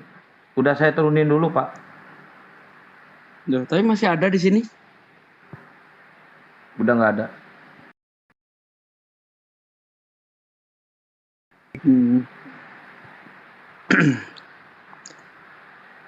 Ayo, Tan Bu naik. Bu Ratna naik aja dulu Bu Ratna, biar kalau ada unek-unek silahkan. Jadi jangan apa namanya? Mana Pipo? Pipo.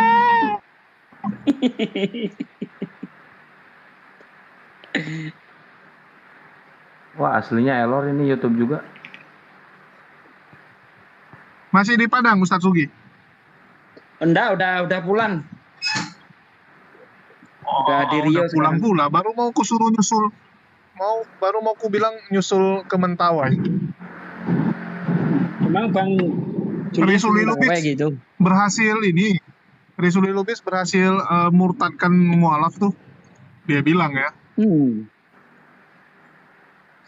Ya, supaya perpuluhannya nambah aja itu. Iya, lagi di Mentawai dia. Ya. Ini disapa dulu nih. Siapa? Oh iya, Lil Alamin. Selamat malam. Malam, assalamualaikum, salam rahayu, salam silaturahmi dari Muslim ya. Ya, Waalaikumsalam warahmatullahi wabarakatuh. Salam silaturahmi tanpa batas ya, Bang Juma, pengamat saudaraku semua. Ya Pak. Ya udah ya, kenal ya di muka. Ya alhamdulillah. Bible berjalan, udah sering aku nyaksiin semua. Ya salam kenal Pak ya dengan saya Bible berjalan. Iya, salam kenal juga dari Lil Alamin punya daerah Sukabumi, Jampang Kulon. Oh. Alhamdulillah. Dari Sukabumi ternyata. Orang Sunda. Iya, orang Jampang Kulon. Jampang Kulon. Ya, ini ada Bang Riki juga. Assalamualaikum. Assalamualaikum. Waalaikumsalam. Waalaikumsalam warahmatullahi wabarakatuh. Izin sebentar aja. Ya, ngucapin Bang.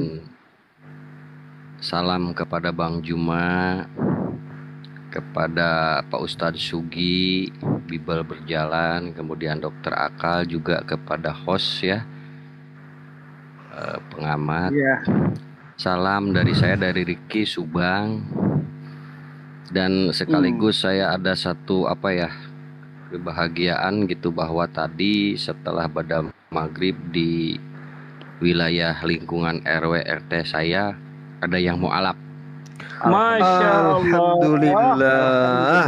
Masya Allah. Allahu Akbar. Masya Allah. Di dunia maya banjir mualaf, di dunia nyata banjir mualaf. Habis hotel malam-malam. Iya, dengan adanya debat-debat dari para muslim, debatan muslim, ustadz-ustadz, alhamdulillah banyak. Kalau yang boleh tahu tercerahkan. dari daerah mana tuh, Pak? Kita dari Subang, Jawa Barat. Alhamdulillah, sami abdi di Sunda. Gitu, abdi Subang, Ciater. Iya, Om. iya. Ciater, Bang Juma tahu kita udah japri. Kita dari Subang. Iya, iya, Masya Allah. Iya, saya cuma salam-salam aja. Kalau untuk debat-debat saya belum begitu ini. Hanya ingin ngucapin semoga semuanya para muslim debater yang membentengi Islam dari penyesat senantiasa selalu ada perlindungan dari Allah Subhanahu wa taala. Amin. Ya Rabbal Alamin. Saya sangat mendukung. Ya, ya. Tolong ini Bang, anak Medan mau bersyahadat, tolong dikawal dulu. Apa? Bersyahadat apa? Pak Juma nggak usah framing kayak gitulah. Ya kan? Kita debat-debat, diskusi, tapi jangan sampai ke situ. Kalau ada orang Bang, bercanda, nggak mungkin abang juga bersyahadat. Nanti kalau yang bersyahadat itu yang menggunakan akal, Bang. Iya, saya berakal. Makanya karena saya punya akal, makanya saya berprediksi jangan nanti kata-kata Pak Juma dipotong orang, lalu diekspos, sehingga nanti saya dituduh akan bersyahadat. Ini kan framing-framing yang tidak baik nanti akhirnya. Nah, itu kena daripada Al-Baqarah ayat 6, itu kena itu. Enggak. Ini Robert, naik Robert, jangan ngoceh di bawah, Robert naik. Tapi beginilah ya, ini kan kita tadi udah berapa jam lama dulu Pak Juma ya. Saya pun sebenarnya Bang, iya. ada. Kalau nyerah ngomong aja nyerah, jangan banyak alasan. Mau dibilang nyerah lah. Saya ada urusan dengan. Iyalah, ini kapok kalau bahas masalah keju, kalau kapok bahas masalah keju ini. Pak, saya sudah jawab tuntas, cuman Pak Juma tidak mau terima terjemahannya, sudah. Untuk apa kita ada? Tapi begini, saya terima kasih sekali atas segala sesuatunya tadi yang kita perdebatkan, santai ya, nggak ada apa. Ikutin dulu. Nggak usah ke situ lah. Loh, kok nggak usah? Jangan. So, nanti kalau saya jelaskan nanti ada yang tersinggung nggak enak, nggak usah lah ya. Saya gini aja Pak, saya mau sama istri dulu keluar sebentar, ada urusan nengok orang apa ya. Nanti besok bisa lagi. Jujur nih, bener nih. Benar, aduh. Masa halal itu aja. Udah, jangan di-framing, udah. Lagi pula ini orang mau pamit udah dilepas. Besok kan kita jumpa lagi. Nggak mau kalau bahas masalah keju. Bang, makasih Bang, hati-hati jalan. Oke, yuk. Terima kasih, yuk. Selamat malam. Iya. Malam. Selamat menikmati keju. Pak Pipo mana dia tadi, Pak Pipo? Katanya Pak Pipo juga mau bersyahadat. Ini siapa yang pakai nama Kiai Haji Yesus ini?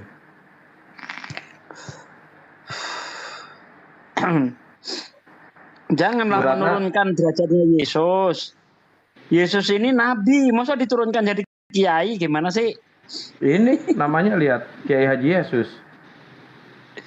Iya, janganlah. Yesus itu nabi. Haji Jangan Pipo diturunkan aja, jadi Haji kiai. Pipo.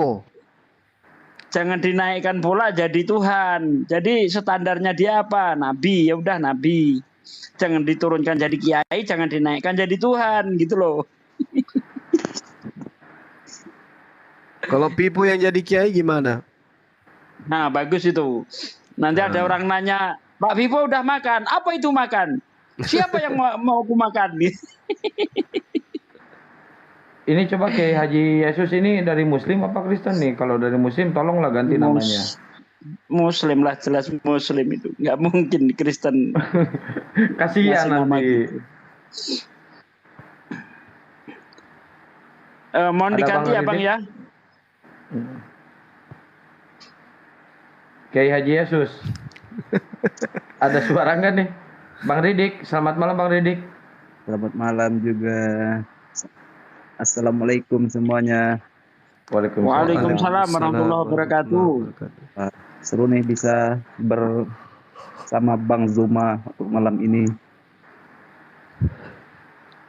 Ya Bang, salam kenal Bang. Salam kenal juga. Siap. Abang di kota mana ya? Saya di kota Pangkal Pinang. Pangkal Pinang. Oh iya. Bangka Irian Belitung. Barat. Bangka Belitung, Bang. Oh di Bangka Belitung. Nah. Masa Lihat Allah. Bangka Belitung. Mampir Dekat di ini kampungnya Ahok. Ya, Ahok. Ahok di Belitungnya, kalau kami di Pulau Bangkanya. Oh di Pulau Bangka. Ada yang mau disampaikan Bang? Kalau untuk saat ini belum ada. Mau dengar-dengar aja. Oke. Kalau gitu di bawah dulu ya Bang ya, biar saya naikin yang lain ya Bang. Oke, siap. Oke, Salam makasih ya kenal Bang. ya Bang. Kiai Haji Yesus tuh ditanya dulu itu. Bang Bibel berjalan. Kiai Haji Yesus. Bisa dibuka mute-nya Kiai Haji Yesus? Aduh, kayaknya nggak bisa dibuka dia mute-nya.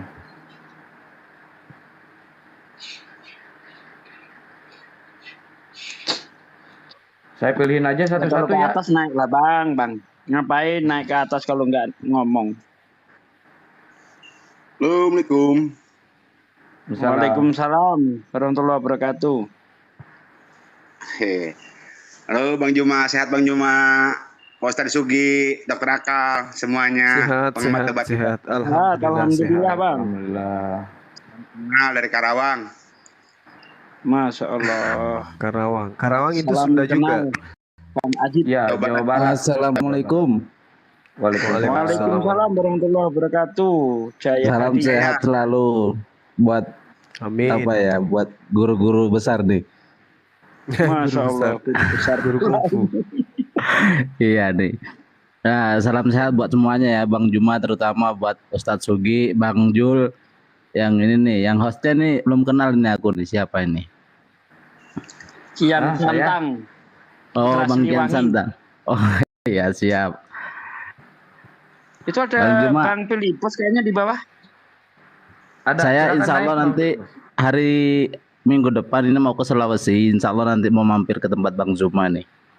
Amin. Masya Insya Allah. Allah. Amin. Itu ada Bang Filipus lewat kayaknya tadi kalau bisa dinaikkan.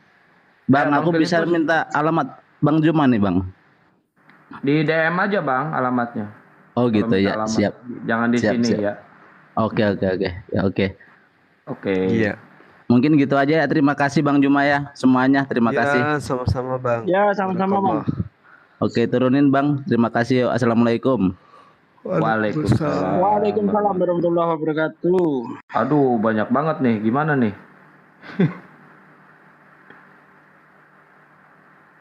Saya pilihin aja satu. Assalamualaikum warahmatullahi wabarakatuh, sahabat-sahabat di channel YouTube yang kita cintai. Puji syukur kita panjatkan kehadirat Allah Subhanahu wa taala. Berkat rahmat hidayah dan juga taufiknya sehingga kita bisa berkumpul di channel yang kita sayangi, yang kita cintai, yang bisa memberikan edukasi kepada anak bangsa gitu. Ini teman-teman, kita menunggu Oten tapi sampai detik ini belum ada lagi yang naik. Ya, apakah kemudian sesi ini kita tutup aja. Berhubung karena di sini sudah hampir jam 2. Karena memang saya lihat ini teman-teman Kristen gak ada lagi yang mau berdialog kalau sudah jam segini gitu. Apalagi tadi sudah hancur dengan pembahasan kitabnya, proses penciptaan manusia berdasarkan Al-Quran dan berdasarkan kitabnya mereka, di mana manusia dicipta seperti keju gitu. Jadi mereka itu di dalam perut mengeras seperti keju dia. Jadi seperti kanker pun tidak, daging menumpang juga tidak, kan gitu ya. Jadi yang kita pahami kemudian di kitabnya itu ya manusia, wanita menghamilkan benda dalam perut yang keras seperti keju. Karena di situ dituliskan qafa. Qafa itu artinya membeku atau dibekukan. Gitu. Gimana sahabat, kita tutup dulu. Nanti besok kita jumpa lagi. Kita istirahat dulu atau gimana? Cakarut du itawe. Betul. Betul. Cakarut du ni tawe naseng saudara tati jumi. Maluput toni tawe. Cakarut du toni cipur ni batang. Masih ada juga yang minta dilanjut.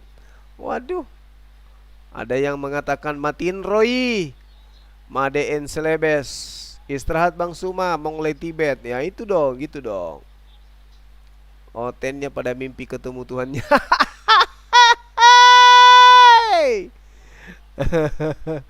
Ya gitu dong, kita istirahat dulu. Ikut sih sepanjang jalan. Nah. Oten dah tobat.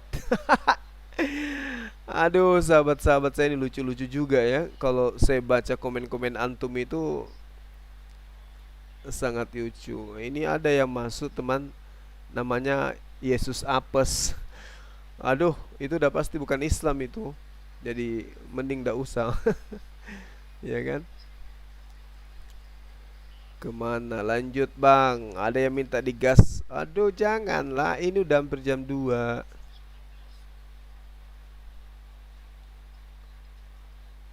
Udah hampir jam 2 teman-teman. Cakaruk du itawe.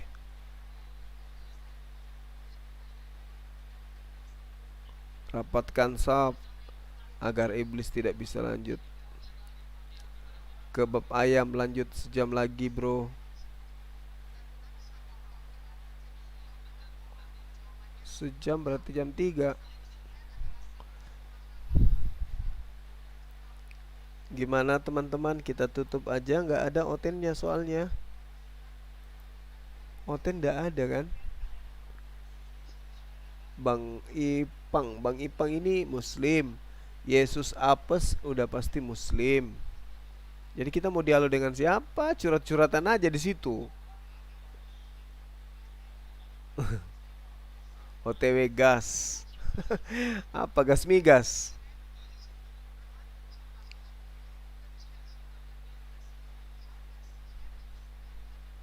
Kehabisan lawan. Betul Bang Iwan Maraman. Lawan stoknya habis. Jadi kita mau cari lawan di mana? Kopi dulu semuanya katanya.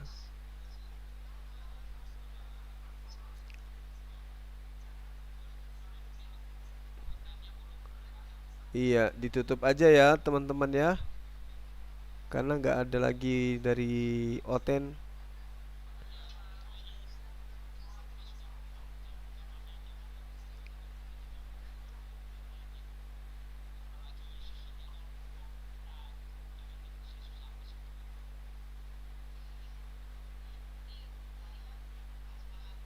Ada yang menuliskan ujungnya mendapatkan 72. Yesus menjanjikan muridnya Bani Israel 100 istri.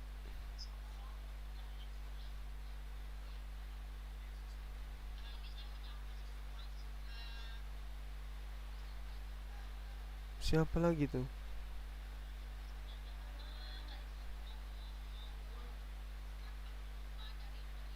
Oke, kita tutup ya. Oke, kita istirahat ya teman-teman. Soalnya ini udah hampir jam 2 gitu. Oke, terima kasih. Ya, mohon maaf ketika ada kata-kata yang ada kata-kata yang kurang berkenan atau ada kalimat ya. Yang pasti ketika ada penyampaian saya yang tidak berkesan dengan para pakar Islam terhadap surah Al-Alaq yang ditanyakan tadi, ya intinya saya berusaha untuk melakukan sesuatu yang saya ketahui. Kalaupun itu masih keliru, berarti kekeliruannya datangnya dari saya ya teman-teman. Dan saya ucapkan banyak terima kasih atas kebersamaan antum semua, terutama teman-teman saya yang ada di channel Sugi Play Mabas yang senantiasa bersama gitu ya. Oke teman-teman, saya pamit ya. Subhanakallahumma wabihamdi, asyhadu an la ilaha illa anta astaghfiruka wa atubu ilaih. Salam tauhid, salam satu Tuhan. Allahu Akbar. Assalamualaikum warahmatullahi wabarakatuh.